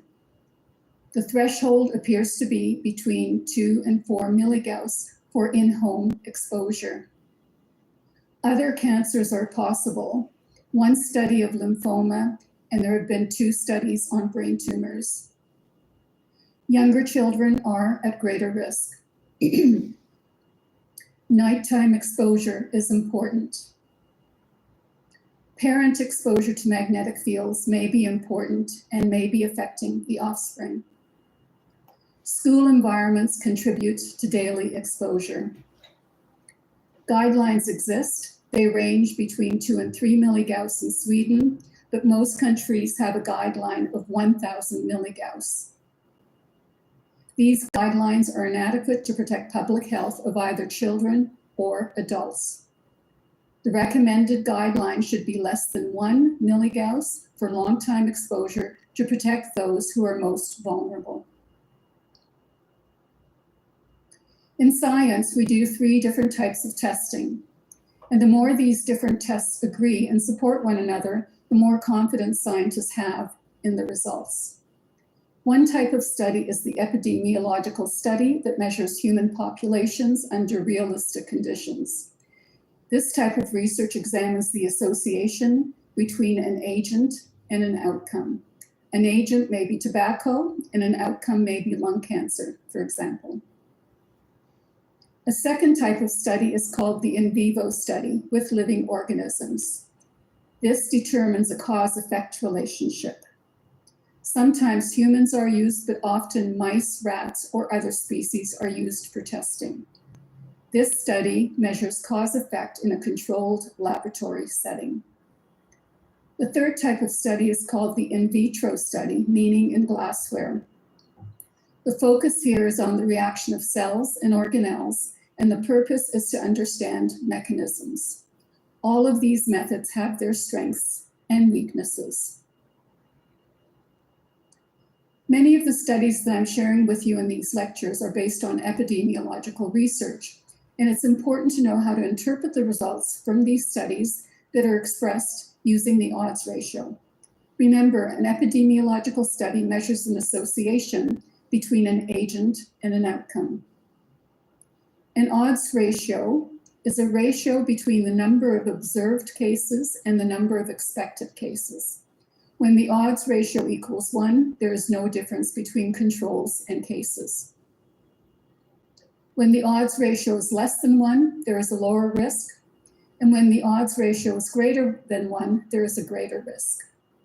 The statistical significance of that risk is based on the confidence interval, which is often set at 95%. Consequently, scientists base their decisions with a 95% confidence that the results are real and are not due to chance. An odds ratio of 1.5 means a 50% increased risk. An odds ratio of 2 is a 100% increased risk or a 2-fold increased risk. And similarly, an odds ratio of 0.5 means a 50% decreased risk. An odds ratio of 0.8 means a 20% decreased risk. Now, this is a difficult question to answer. However, I'd like you to guess at the answer, even if you don't know.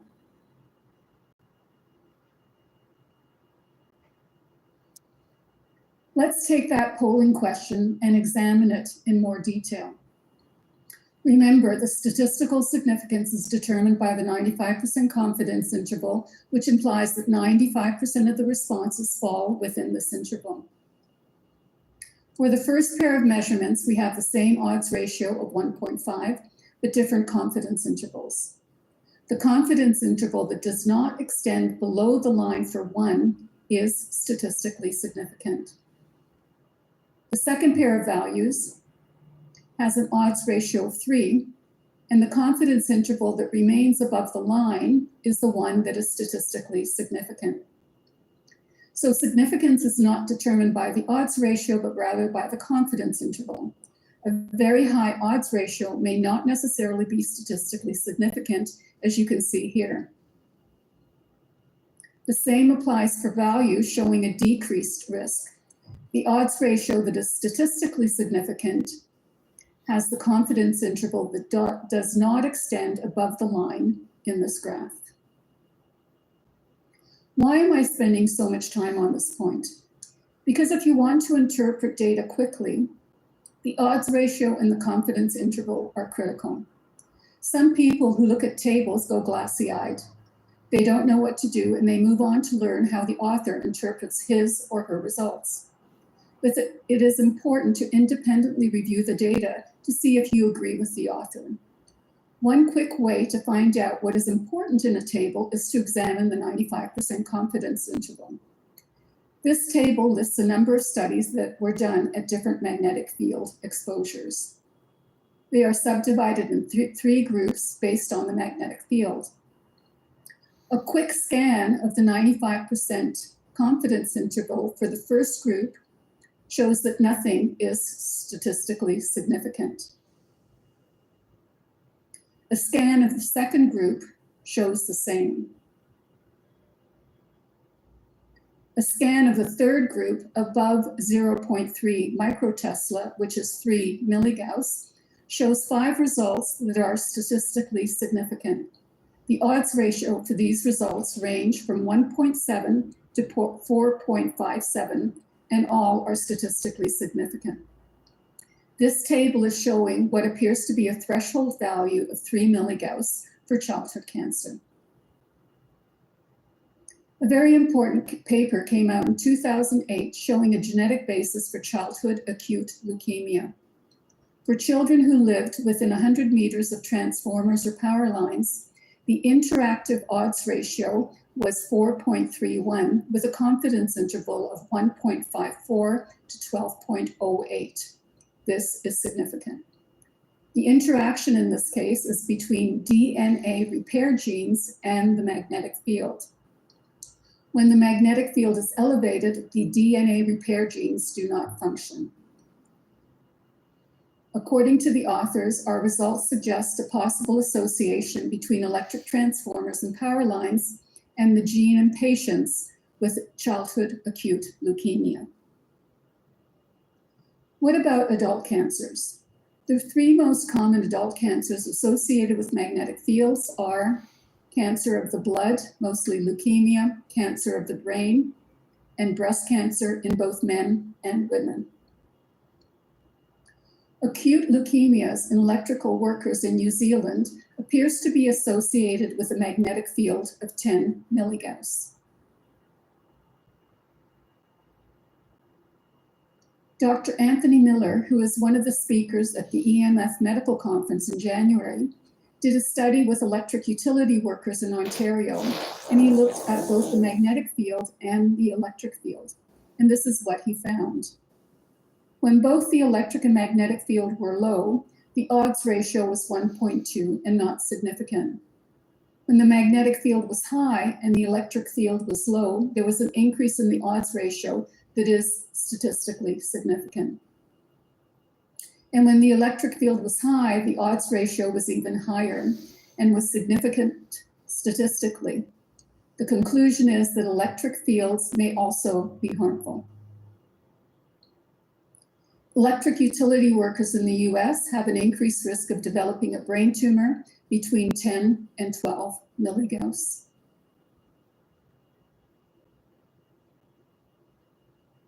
Several occupational studies have documented increased risk of breast cancer for both men and women. You will notice that most of these studies were published in the 1990s. Currently, 1 in 8 women will develop breast cancer during her lifetime. For men, the risk is 1 in 833. Obviously, more women than men develop breast cancer. If the odds ratio increases to 1.5 and is statistically significant for both men and women, this means thousands of women are at risk, while only a handful of men are at risk of developing breast cancer during their lifetime. Now we are going to shift to in vivo studies and asking the question, does the magnetic field affect breast cancer growth in rats under controlled conditions? These data were reviewed by the National Institute of Environmental Health Sciences in 1998. Their conclusion was that nothing can be said about breast cancer in rats because the experiments were so different. However, sometimes you can find a gold mine in data if you look carefully. Here we have the references cited. Number of animals per experiment. Sometimes the chemical initiator was used to induce breast cancer, but not always. Here we have duration, both in terms of the length of the experiment and the daily exposure. And finally, we have the magnetic field exposure. The data include incidence of cancer, number of tumors, size of tumors, and latency for tumor development. These I ranked as either beneficial or harmful, and this is what the results look like. The solid squares indicate a harmful effect, and the dashed squares indicate a beneficial effect.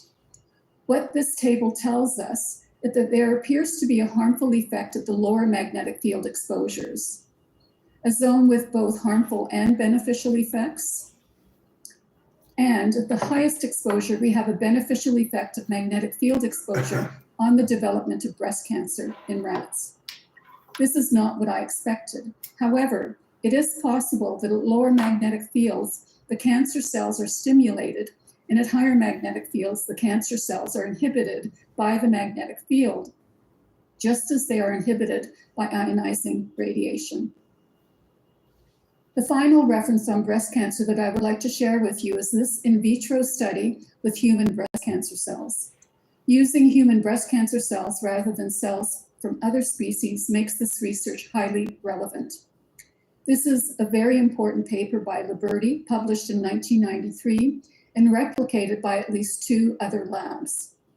Liberty took estrogen receptor positive human breast cancer cells, shown here as red circles, and he exposed them to estrogen, represented by E, which caused the cells to grow. Estrogen is a nutrient for estrogen receptive breast cancer cells. He then exposed the breast cancer cells to a magnetic field at 12 milligauss, which caused the cells to grow. When he exposed the cells to either melatonin or tamoxifen separately, their growth was reduced. What they concluded from this research is that when you expose your cells, these cells, to electromagnetic fields, plus melatonin and tamoxifen, neither melatonin nor tamoxifen inhibit the cancer to the same degree. For this reason, it's really important for women with estrogen receptor positive breast cancer to avoid magnetic fields. Magnetic fields interfere with the oncostatic action of both melatonin and tamoxifen. Milham in 2009 looked at the historical evidence for common illnesses we have today. I'm going to share 2 of these with you, cancer and heart disease. In 1940, approximately 30% of the farms in the US and about 80% of urban centers had electricity. Milham then compared the rural to urban communities within various states that had a high percentage of electrification, as shown here. The numbers represent percent electrification within each state, with RI standing for Rhode Island, CT for Connecticut, etc. In this group, there is little or no difference between rural and urban centers regarding the availability of electricity. And here are the states with a low percent of electrification, between 28 to 57%. Most of this is going to be in urban centers in these states. This graph shows that with an increase of electrification, the cancer rate also increases. This appears to be the case when we compare urban to urban centers, rural to rural centers, and urban to rural centers. According to the authors, there is a 49% urban increase in cancer deaths with increased electrification. Here we have the results for heart disease deaths, and it shows a similar trend for urban versus urban, rural versus rural, and urban versus rural. Now, there may be other reasons for this difference. All we see here is an association between electrification and deaths from heart disease. In addition to cancers, miscarriages have been reported when the mother has prenatal exposure to magnetic fields. Here we have 3 statistically significant risk ratios. For exposure above 16 milligauss, the risk ratio is 2.9. For early miscarriages, 5.7. For susceptible women who have previously miscarried, 4.0. Magnetic field exposure at or above 16 milligauss increases the risk of miscarriage. Sperm seems to be very sensitive, as levels of 1.6 adversely affects sperm quality. There is some limited evidence for neurological disorders with EMF exposure. Residents near power lines and mortality from neurodegenerative diseases in Swiss population. In this study, they reported an increased risk of Alzheimer's and senile dementia for people living within 50 meters of a high voltage transmission line for 10 and 15 years. They found no relationship with ALS, Parkinson's, or multiple sclerosis. Women exposed during pregnancy to magnetic fields have a higher risk of asthma developing in their offspring. This graph shows percentages of offspring remaining asthma-free. The higher the magnetic field, the more asthmatic offsprings. Authors conclude that our findings provide a new epidemiological evidence that high maternal magnetic field levels in pregnancy may increase the risk of asthma in offspring. Our exposure to extremely low frequency electromagnetic fields in our home comes from 3 types of sources: external wiring, internal wiring, and electric appliances. External sources of electromagnetic fields comes from generation, transmission, and distribution of electricity. The photograph on the right shows fluorescent light bulbs glowing under a high voltage transmission line. This is due to the high electric field.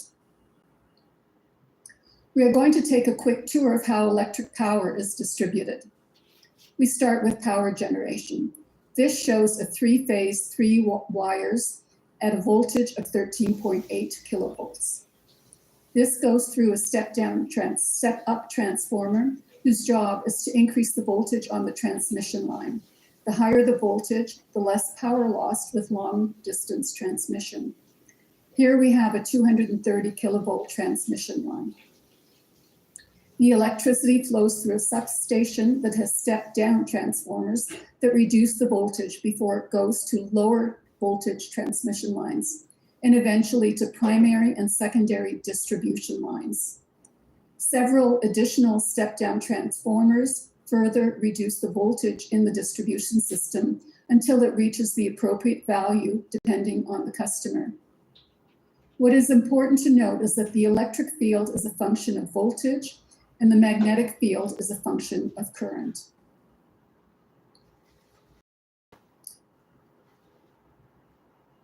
Now for a polling question.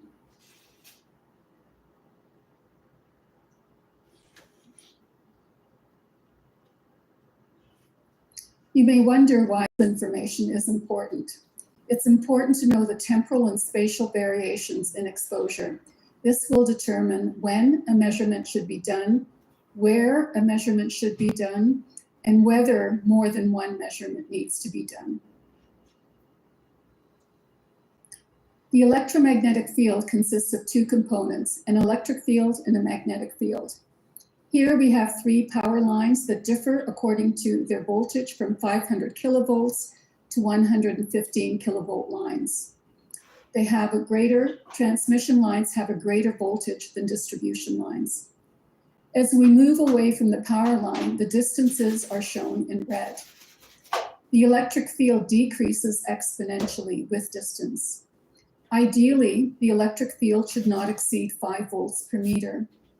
And as you can see here, at the edge of the right-of-way, the electric fields are much higher, and they increase with line voltage. Here we have the same 3 transmission lines as in the previous slide, but this time we are looking at the magnetic field. Distances are shown in red. Instead of one value, we now have two values for magnetic field. One is based on the average load or the average current, and the other is based on peak load or peak current. The magnetic field, like the electric field, decreases exponentially with distance. Ideally, the magnetic field should not exceed 2 milligauss for constant exposure. And as you can see here at the edge of the right-of-way, the magnetic fields are much higher than 2 milligauss. Voltage is electrical pressure, and one way to think of this is using water as an analogy. A 200 kilovolt transmission line is like a fire hose under high pressure. A 2.3 kilovolt distribution line is like a garden hose. And a 500 volt distribution line is more like a straw. When two objects have the same electrical potential, there is no pressure and no current flow. This is called equipotential. This would equate to a tube of water that is level. There is no water flow, no electron flow, and hence no current. At different electrical potentials, we have moving electrons and we have moving water.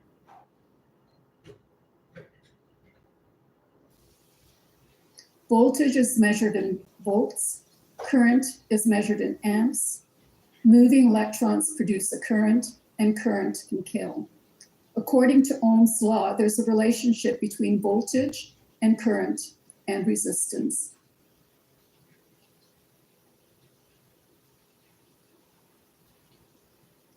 The magnetic field here is represented by circles around a conductor or wire. The electric field is represented by red lines in the slide. The electric field can easily be shielded by objects like trees and buildings. Magnetic fields are difficult to shield and penetrate most objects.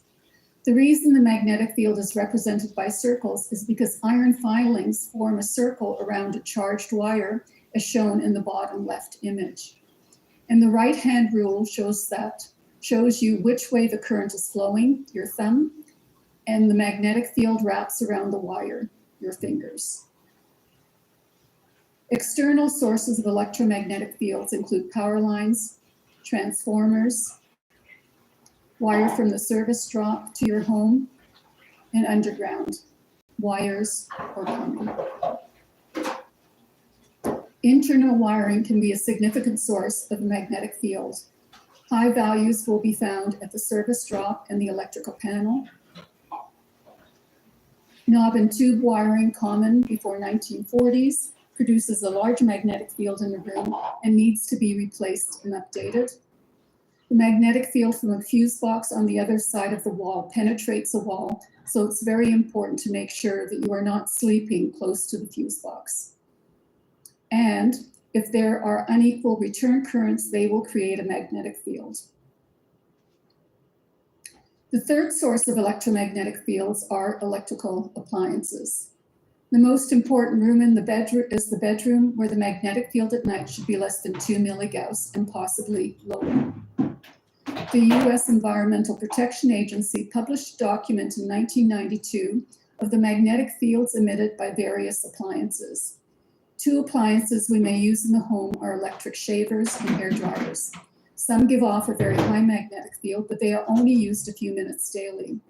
Those who work with this technology have much higher cumulative exposure, like hairstylists. In an office environment, air cleaners, coffee machines, fluorescent lights, and electric pencil sharpeners can generate a very high magnetic field. So it's important to stay away from these appliances when they are being used. Now for a polling question.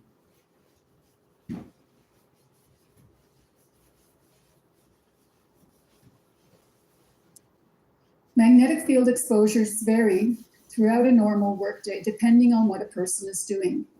Here we see that the sewing machine operator is exposed to the highest magnetic fields, followed by the office worker. The red line represents the mean magnetic field during the workday. The red band is for magnetic fields between 2 and 10 milligauss that have been associated with both adult and childhood leukemia.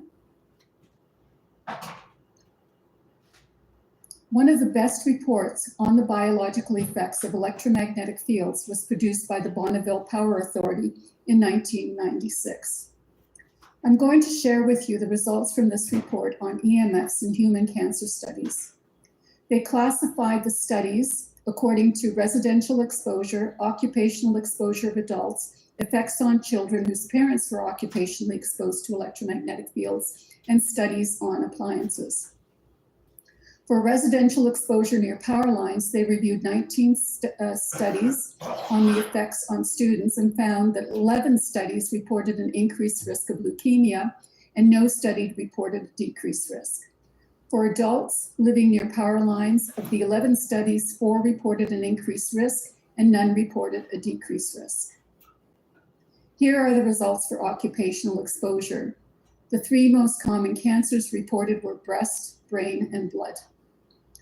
Disturbingly, children who are born to parents exposed to electromagnetic fields may have an increased risk of developing cancer.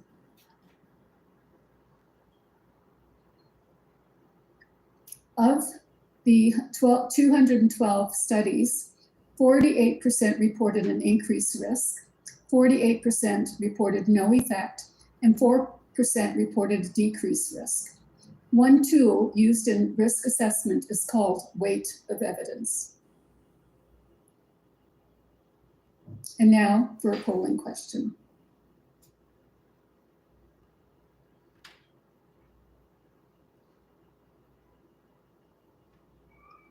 This is the way Health Canada assesses weight of evidence. And this is how weight of evidence should be assessed. A study showing no effect has no weight. People don't like to live near power lines and would prefer they be buried. But burying a power line is more expensive, so this is not something the utility wants to do. Is there an advantage to burying power lines?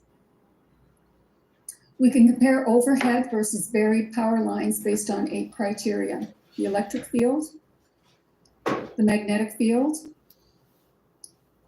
the corona effect. This refers to an electric discharge that you can hear when you approach some transmission lines. It's a buzzing sound. This produces ozone and nitric oxide. It damages evergreen trees, and it produces dirty electricity. Contact current, ground current. Overhead lines can act as an antenna for microwave radiation, but not buried lines. A safe distance can be much closer with a buried line. And there might be health effects if the magnetic field from the buried line is above 3 milligauss. Here we see the guidelines and effects of electromagnetic fields.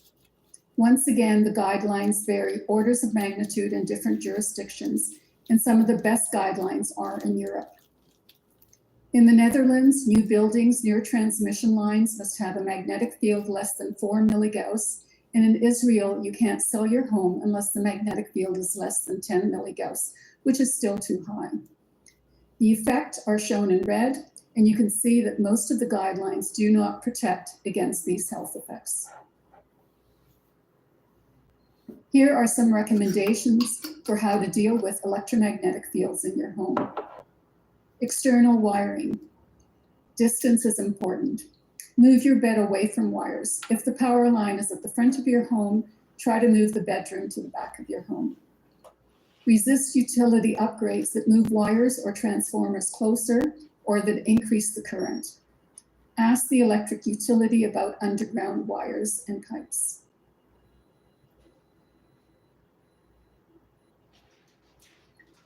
Here are some of the recommendations to deal with electromagnetic fields in your home from internal wiring. Make sure that you spend little time near the service drop or the electric panel. If you have knob and tube wiring, ask an electrician to replace it. Ask the electrician to measure the current on your plumbing to see if there is a ground current problem. And purchase a meter and measure hotspots in your house periodically, especially in the bedroom. And finally, you should minimize your use of some of the high magnetic field appliances. You should maximize your distance from the appliances when you're using them as much as possible. And the bedroom is critical. Unplug the electric blanket and move the alarm clock away from your bed. And here are the 2 final polling questions for this lecture.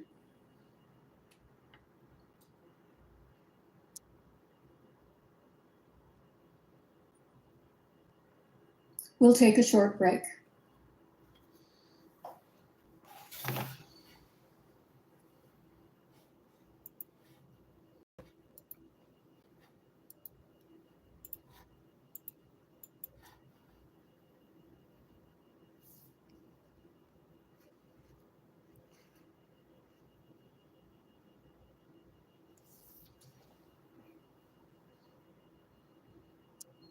Welcome back, everyone.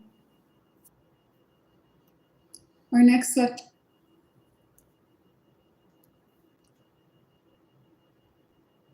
is on dirty electricity, which consists of intermediate frequencies.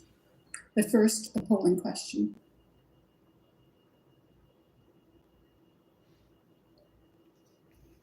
Unlike electromagnetic fields and electromagnetic radiation, the amount of research on the health effects of dirty electricity is limited. We have one study documenting a cancer risk with dirty electricity. We have anecdotal evidence that dirty electricity affects reproduction. However, regarding electrohypersensitivity, we have evidence from diabetes to asthma to multiple sclerosis. What is dirty electricity? The best way to explain this is using water. We all know the difference between clean and dirty water. Water can be contaminated with chemicals, microbes, physical debris, and electromagnetic frequencies. When it comes to electricity, clean electricity is a smooth sine wave. Dirty electricity is represented by radio frequency noise as the contaminant riding on the 60 Hertz signal. Sources of dirty electricity include computers. Clean electricity comes into the computer and becomes contaminated with dirty electricity. Variable speed motors, TV sets, dimmer switches, energy efficient light bulbs all contribute to dirty power. Dirty electricity can also come from your neighbors and from arcing on hydro poles. You can measure dirty electricity with either a microsurge meter or a green wave meter. Ideally, values should be less than 40 GS units. You can also measure and record dirty electricity with a scope meter, and this is what dirty electricity looks like. The peak-to-peak value is 650 millivolts in this example, and values of 10 millivolts adversely affect dairy cows and humans. The relationship between GS units and frequency and voltage are shown in this graph and will be discussed in more detail later. Here are some YouTube videos and publications on the health effects of dirty electricity, some of which I will share with you today. Tale of 3 schools. School number 1 in Wisconsin was experiencing sick building syndrome. Both teachers and students were constantly complaining of feeling unwell in the school environment. They complained of headaches, sore throat, stinging eyes, and respiratory problems. 37 students with asthma used inhalers daily. Normally, when you think of a sick building, we equate it with chemical toxins and mold. Eventually, the school board spent a summer cleaning up the school. However, when students and teachers returned in September, they still felt sick. The school board then brought in a power quality expert, Dave Stetzer. He found dirty electricity in the school and installed filters. According to the school nurse, after the filters were installed, staff had fewer allergies, were less tired, and the sense of smell returned to one teacher. Students had more energy, no more migraines, and of the 37 asthmatic students, they stopped using their inhalers at school, but still needed them at home. Only 3 students used inhalers for exercise-induced asthma. One of the teachers was feeling cold in her classroom and brought in a variable thermostat heater. Several people in the school started to complain of feeling unwell again. The heater was removed and everyone improved. How many of these common electrohypersensitivity symptoms do you have? We will ask for the number in the next polling question. Remember, the answers are anonymous. Difficulty sleeping, chronic fatigue, chronic pain, mood disorders, cognitive disorders, visual disturbances, hearing problems like tinnitus, heart palpitations, skin problems, excessive nighttime urination. Here's the next polling question.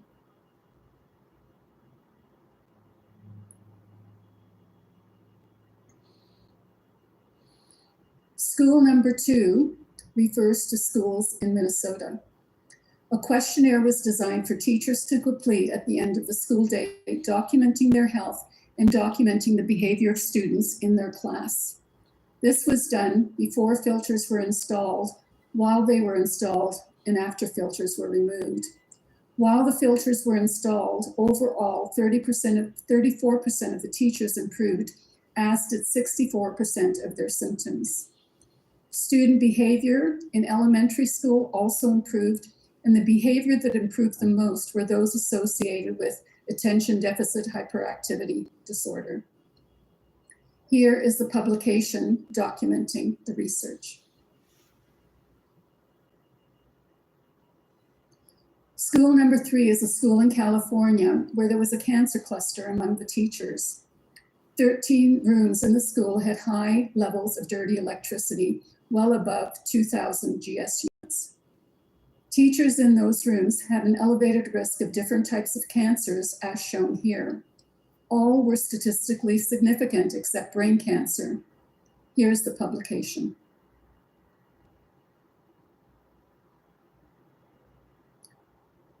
And some more polling questions.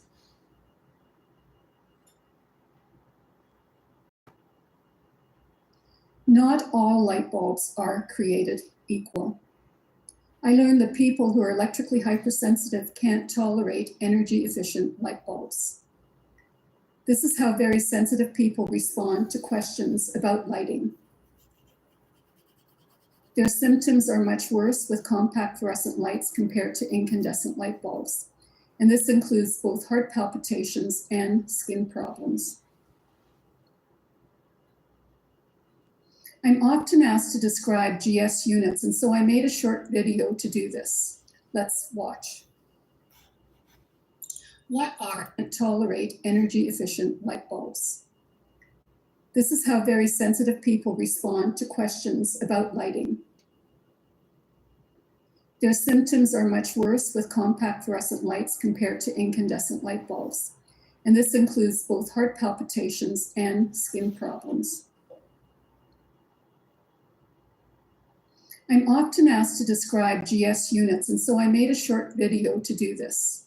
Let's watch. What are GS units? GS units are used to measure dirty electricity, and they are presented here as a function of voltage and frequency. This research was done by Magda Havas and Ralph Frederick, both at Trent University in Peterborough, Canada. The Graham-Stetzer filter and the microsurge meter were designed by Dr. Martin Graham, Professor Emeritus at UC Berkeley, based on discussions and joint research with Dave Stetzer, a power quality expert and president of Stetzer Electric in Blair, Wisconsin. The microsurge meter is an inexpensive tool designed to measure poor power quality, commonly referred to as dirty electricity, on electrical wires. It works optimally for frequencies between 4 and 150 kilohertz. The microsurge meter on the left shows a reading of 488 GS units. The Graham-Stetzer filter reduces high-frequency transients and harmonics on electrical wires and thus improves power quality. It works for frequencies between 4 and 100 kilohertz. With one GS filter plugged into the same circuit, the dirty electricity drops from 488 to 339 GS units. Why was this range selected for the filters? It was based on Russian research which shows that at frequencies above 2 kilohertz, the energy flows internal to the body and is much more harmful. For this reason, Russian guidelines for electric and magnetic fields are lower for frequencies above 2 kilohertz than they are for frequencies below 2 kilohertz. What levels of GS units are safe? According to our research, levels below 40 have been associated with reduced blood sugar among diabetics and reduced tremors among those who have multiple sclerosis. However, levels below 25 are required by those who are extremely sensitive. The electromagnetic spectrum is divided into different frequency categories, with extremely low frequency at the bottom, followed by radio frequency that overlaps with microwaves and radar. Infrared radiation and visible light complete the non-ionizing part of the electromagnetic spectrum. Ultraviolet radiation, as well as X-rays and gamma rays, are ionizing, which means they have enough energy to break bonds within molecules and to damage DNA. The two frequency bands within the non-ionizing part of the electromagnetic spectrum that have received the most attention include power frequencies at 50 and 60 hertz that fall within the extremely low frequency band, and microwave radiation at the upper part of the radio frequency band associated with technologies used for wireless communication and heating. The World Health Organization recognizes another band of the electromagnetic spectrum classified as intermediate frequency that includes 30 hertz to 10 megahertz. Poor power quality or dirty electricity falls within this range of intermediate frequencies. What is a GS unit? According to Dave Stetzer, a GS unit is a measure of the energy on electrical wires generated by high-frequency transients and harmonics, and is influenced by voltage amplitude and frequency. What we did. We took a frequency generator, dialed in a frequency from 2 to 120 kilohertz, altered the voltage, measured power quality using the microsurge meter, and graphed the results.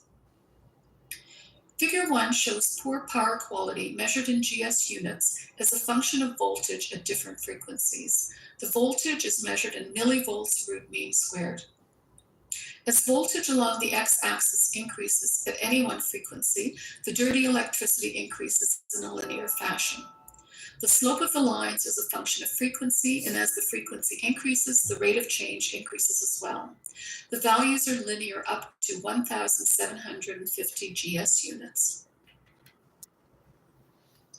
Figure 2 shows power quality measured in GS units as a function of frequency measured in kilohertz at different voltages. As the frequency along the x-axis increases at any one voltage, the dirty electricity also increases in a linear fashion. In figure 3, we plotted voltage along the x-axis against frequency along the y-axis for 4 GS units, 1,540 GS units. The equations and R-squared values are provided. Figure 10 shows all three graphs and the equations and the R-squared values within the linear range up to 1,750 GS units for each frequency in figure 1, each voltage in figure 2, and both frequency and voltage in figure 3.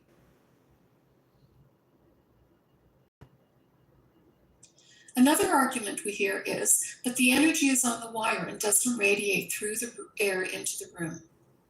If that were the case, how do you explain the following results? We took a fluke scope meter that has 2 channels, and we took a light bulb to measure what radiation was emitted from the light bulb. We took one of the channels, hooked it up to measure what was coming out along the wire. We took another channel to measure what was actually emitted through the air at 0.5 meters from the light bulb. We did this research in a rural area of Wisconsin where there are no cell towers and very other sources of interference in our testing. Everything that is in red is what was coming out along the wire. Everything in blue shows you what was coming through the air. The reason the wire is not modulated in a 60 hertz fashion is because we used a ubiquitous filter designed by Dr. Martin Graham to remove the 60 hertz cycle and then show us just the dirty electricity on the wire.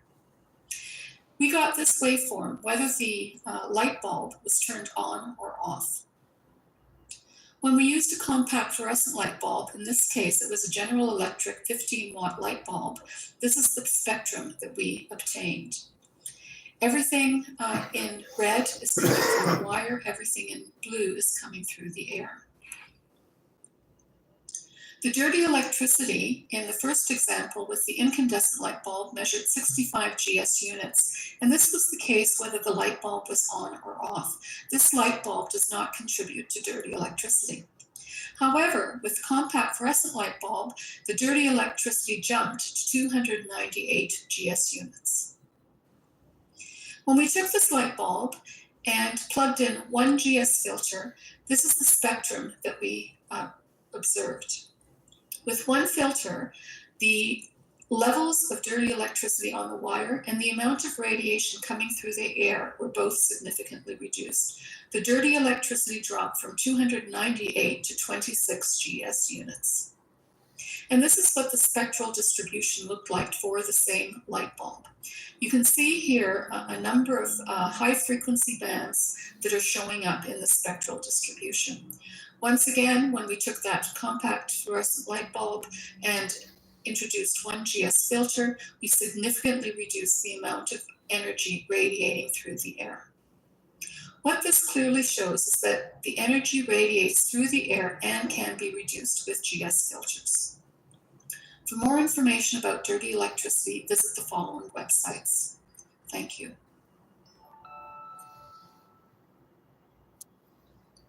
Global TV in Canada did a short documentary on light bulbs. This woman has lupus and is light sensitive. When she is exposed to UV light, she breaks out in a rash. It turns out that compact fluorescent light bulbs emit ultraviolet radiation. Several groups, the UK Dermatological Association, Migraine Action, and Epilepsy Action have all complained about these compact fluorescent light bulbs. They contain mercury, emit dirty electricity, radio frequencies, ultraviolet light, and they flicker. Also, there are problems with spectral quality. Dr. Dieter Josner demonstrates light flicker and explains why we should try to avoid it.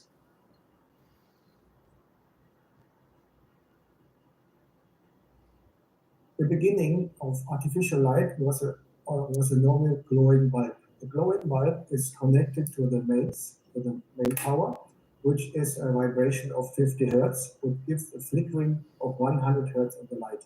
And we know artificial light makes sick. Nobody knows why. But with this detector here, we can find out why. If I switch on a normal glowing bulb here, you hear the sound of a glowing bulb.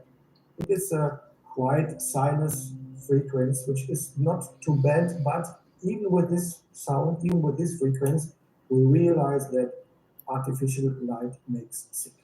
But this is not available anymore. The glowing bulbs are going. Now we substitute the glowing bulbs with LEDs. The LEDs can be used very useful or less useful. Here this looks like a glowing bulb. It gives an awful sound. It's vibrating much, much deeper. And this here, with this detector, you can find out which kind of light is harmful or harmless. It's very easy, but the future of light is absolutely the LED. What LEDs can be, as you see here, harmful or harmless. Some computer screens are harmless. You can see it here, or you can hear it here. We have the detector, it's full on, and there's no noise. It's quite the same here. It is the same type, no noise. The same computer screen, the same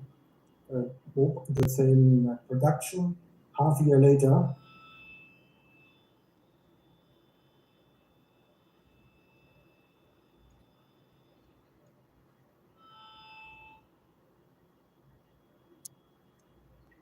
This is a summary of some of our research on 3 types of light bulbs: incandescent, fluorescent, and LED.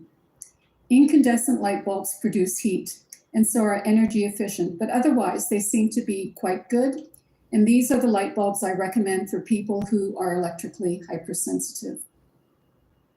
Fluorescent light bulbs flicker, emit ultraviolet radiation as well as dirty electricity and radio frequency radiation. They also have an irregular spectrum. LED light bulbs flicker and they produce dirty electricity and radio frequency radiation. Their visible light spectrum is slightly better than CFLs, but not as good as incandescent. Clearly, the healthiest bulbs are incandescent.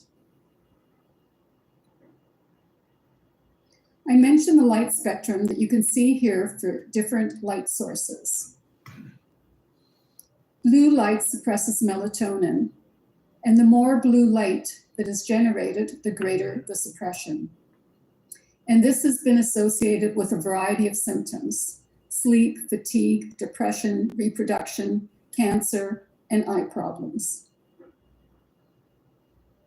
I went to a light conference in Germany a few years ago where they were testing different types of light bulbs. I asked them to send me what they considered to be the best light bulb for testing. What I was sent was a smart bulb that could be controlled by your cell phone. I was horrified to measure microwave radiation emitted by these bulbs at levels comparable to Wi-Fi routers. These light bulbs are unhealthy. They waste energy and they create electromagnetic interference, which is an offense under FCC rules. The fine in this case was $16,000 a day, up to $112,000. So the FCC is concerned about electromagnetic interference when wireless networks are affected, but they don't seem to care about the interference with living beings. Lighting is important from a health perspective. What type of lighting do you have in your clinic? We talked about electromagnetic fields, electromagnetic radiation, and now dirty electricity. But how do these compare from a health perspective? I was invited to give a talk at a building biology conference in Nashville, Tennessee a few years ago.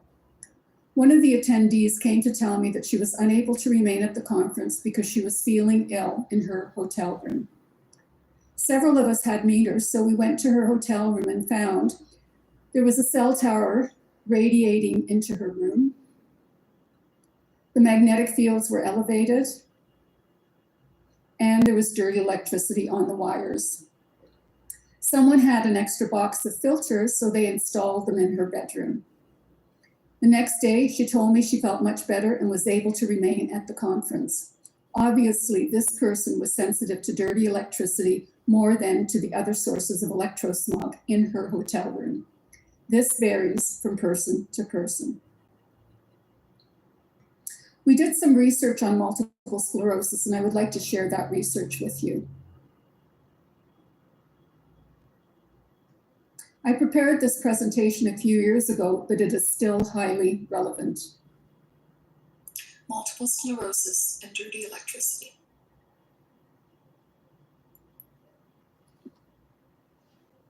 I work with people who have multiple sclerosis and learned that their symptoms are exacerbated by poor power quality, also known as dirty electricity.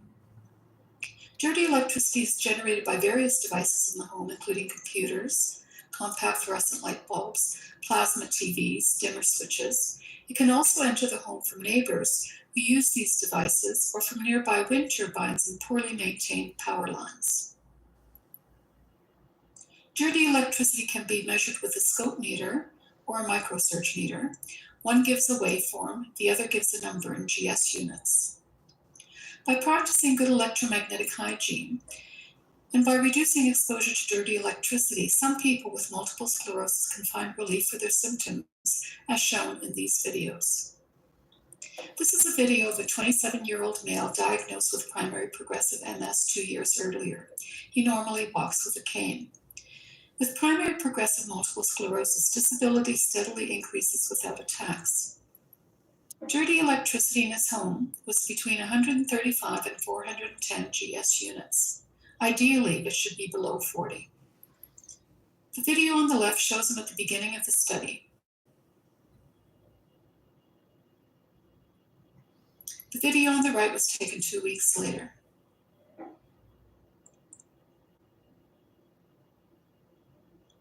His symptoms reappear when he spends time away from home. This subject is a 40-year-old female who was diagnosed with secondary progressive multiple sclerosis 13 years earlier.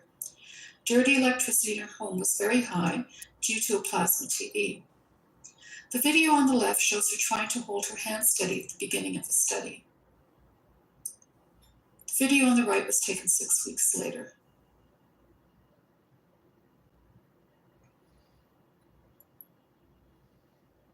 Not everyone we tested improved after filters were installed in their homes.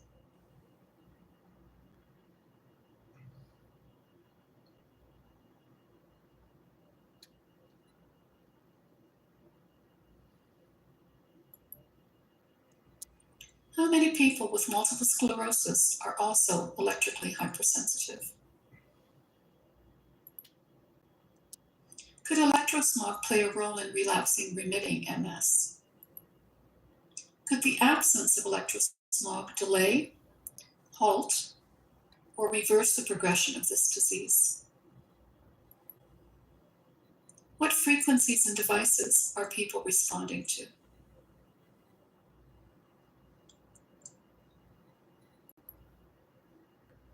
How many electrically hypersensitive patients are misdiagnosed with multiple sclerosis?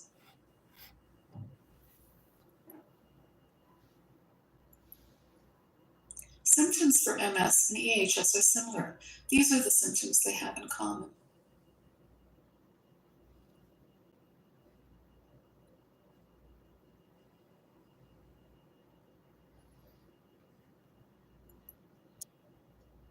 Just as some people with MS are sensitive to the weather, some may be sensitive to electrosmog. While there is little we can do about the weather, we can reduce electrosmog in our immediate environment, and we can practice good electromagnetic hygiene. Here are some suggestions. Replace cordless phone with corded phone. Replace Wi-Fi with Ethernet cable for computer. Use cell phone as little as possible and only in speaker mode. Do not use compact fluorescent light bulbs. Do not use electric blankets or water beds. Keep alarm clock radios at least 2 meters from bed. Measure radio frequency in your home and install radio frequency reflecting window film or fabric to shield from external sources. Measure dirty electricity in your home and install filters if values are above 50 GS units. Ask utility to install wired smart meters, not wireless. Do not live in a home within 100 meters of transmission lines or within 400 meters of cell phone antennas. We know that electromagnetic energy affects the nervous system, and the nervous system is compromised in patients with multiple sclerosis. We know that electrosmog affects the immune system, and multiple sclerosis is believed to be an autoimmune disease. We know that electrosmog initiates a stress response and that symptoms of multiple sclerosis worsen with stress. Electrosmog can be an irritant or it can be a toxin to those with MS. The link between electrosmog and multiple sclerosis needs to be explored further.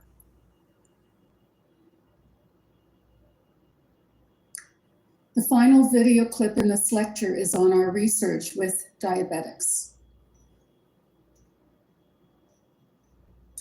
If you or someone you know has diabetes, you need to watch this short video, Diabetes and Electrosensitivity.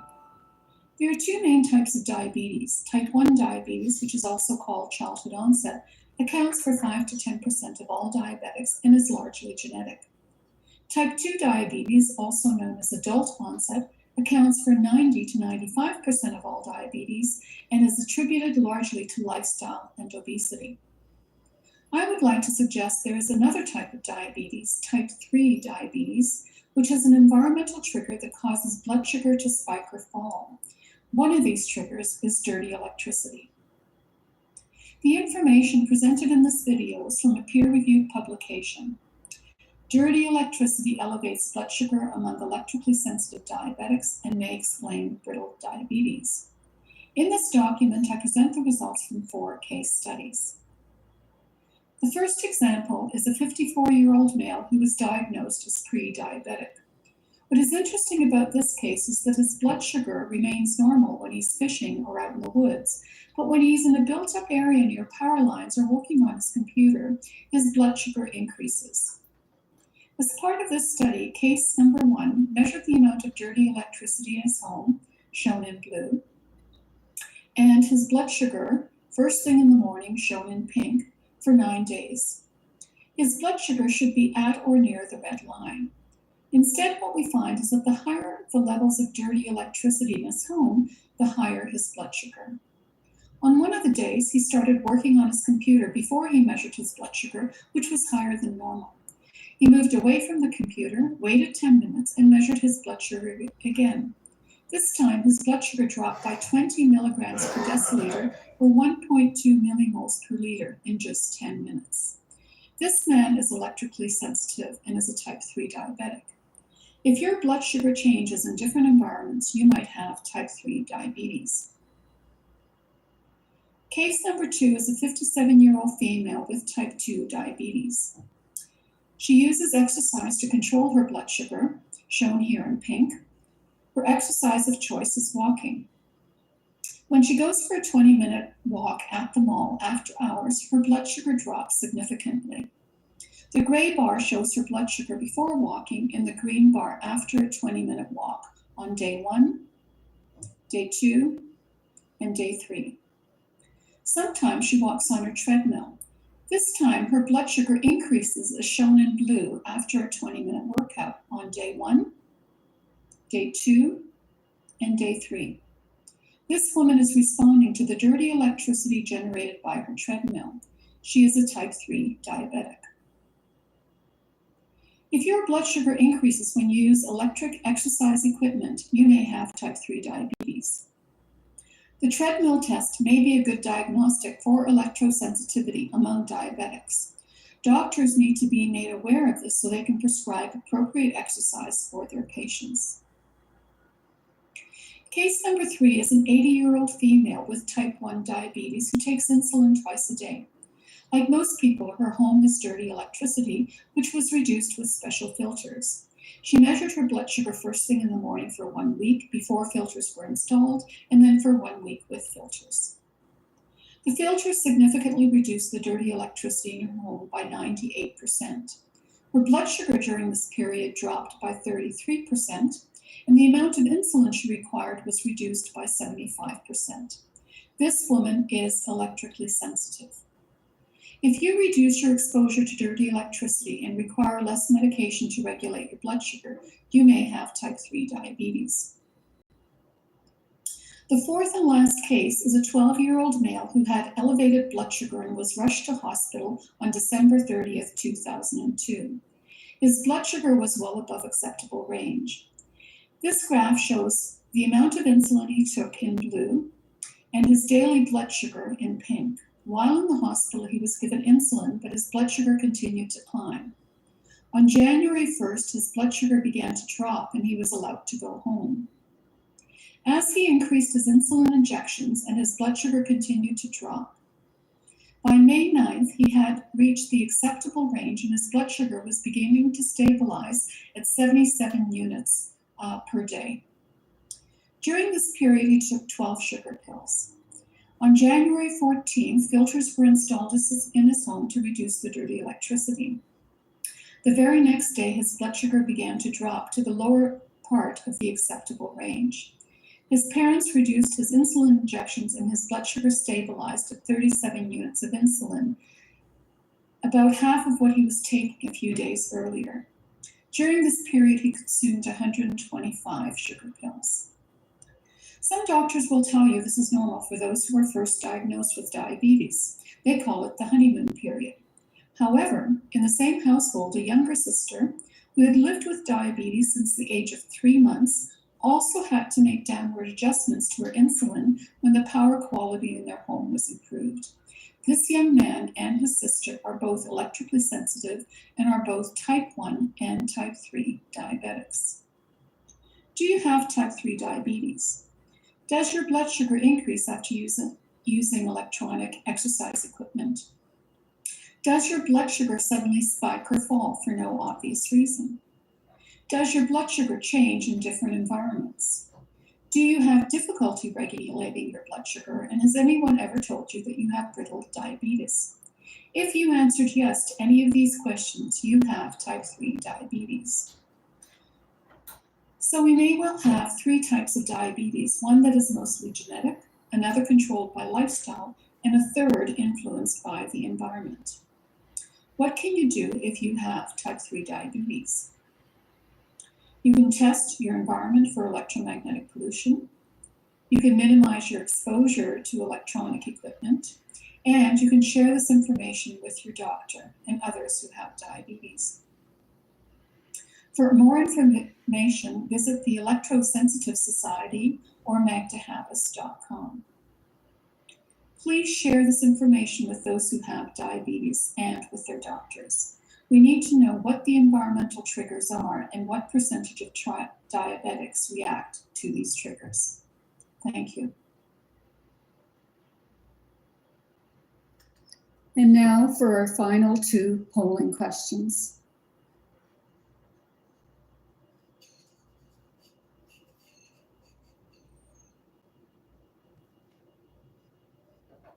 The next lecture is on ground current pollution after a short break.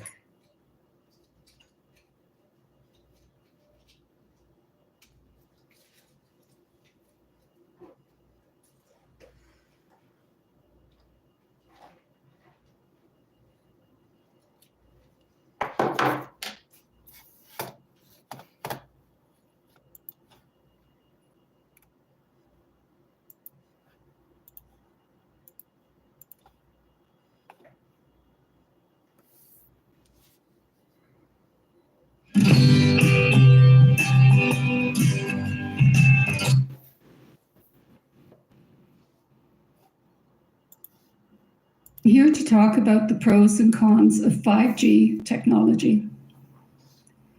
In 2020, Verizon erected a tower with 5G antennas in Pittsfield, Massachusetts. Levels of radio frequency radiation were well below the Federal Communication Commission guidelines. People living near the tower became ill after the antennas were activated. Doctors diagnosed them with microwave sickness, and some had to leave their homes for relief. Citizens complained to Pittsfield Board of Health, but after 18 months when nothing had been done, they took legal action against Verizon in Pittsfield. Eventually, the Board of Health agreed that there were some serious health issues, and they issued Verizon with a cease and desist order. Verizon retaliated and sued Pittsfield Board of Health. This situation is still unresolved as of 2023. I'm going to share with you some of the lessons learned at the end of my presentation. I've already used some terminology that I would like to explain. 3 important terms are radio frequency radiation, microwaves, and millimeter waves. Radio frequency radiation is part of the electromagnetic spectrum and extends from 3 kilohertz to 300 gigahertz in frequency, and you can see here the associated wavelengths. Microwaves are a subset of radio frequencies, and millimeter waves are a subset of both radio frequencies and microwaves. Electromagnetic radiation is a form of air pollution. Insurance companies classify radio frequency as a pollutant and have exclusion policies against damages. Electromagnetic radiation is generated by wireless technology and electronic devices. Technology labeled SMART involves two-way communication. It can be wired or wireless. And here are common devices that emit radio frequency radiation. It takes a long time for scientific information to be enacted in policy. It starts with an event that after some time causes a change. As an example, let's use development of radar during World War II and radar operators becoming sick. Scientists and medical doctors try to determine what is making them sick. If it's microwaves from radar, then they try to determine the mechanism of action and what levels are likely to be safe. They conduct research, share their information with colleagues, and once they come up with answers, they publish this in scientific journals, and sometimes their research is provided in newspapers as well. This process takes between 10 and 50 plus years. Scientists and physicians may try to convince the government to bring in policy to regulate the industry. Industry opposes the regulation for as long as possible.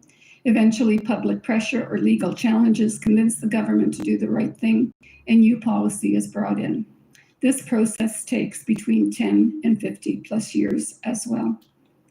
When it comes to radio frequency radiation, by 1970, we had many of the answers regarding the biological effects of microwaves. To date, after 50 plus years, we still don't have proper regulations to protect the public or workers or the environment here in Canada. And this is due partly to the influence of big tech. When I was preparing this talk, I realized that we may see pros and cons differently. So if you want to count what you consider pros and cons of this technology. First of all, 5G is a combination of 4G and millimeter waves.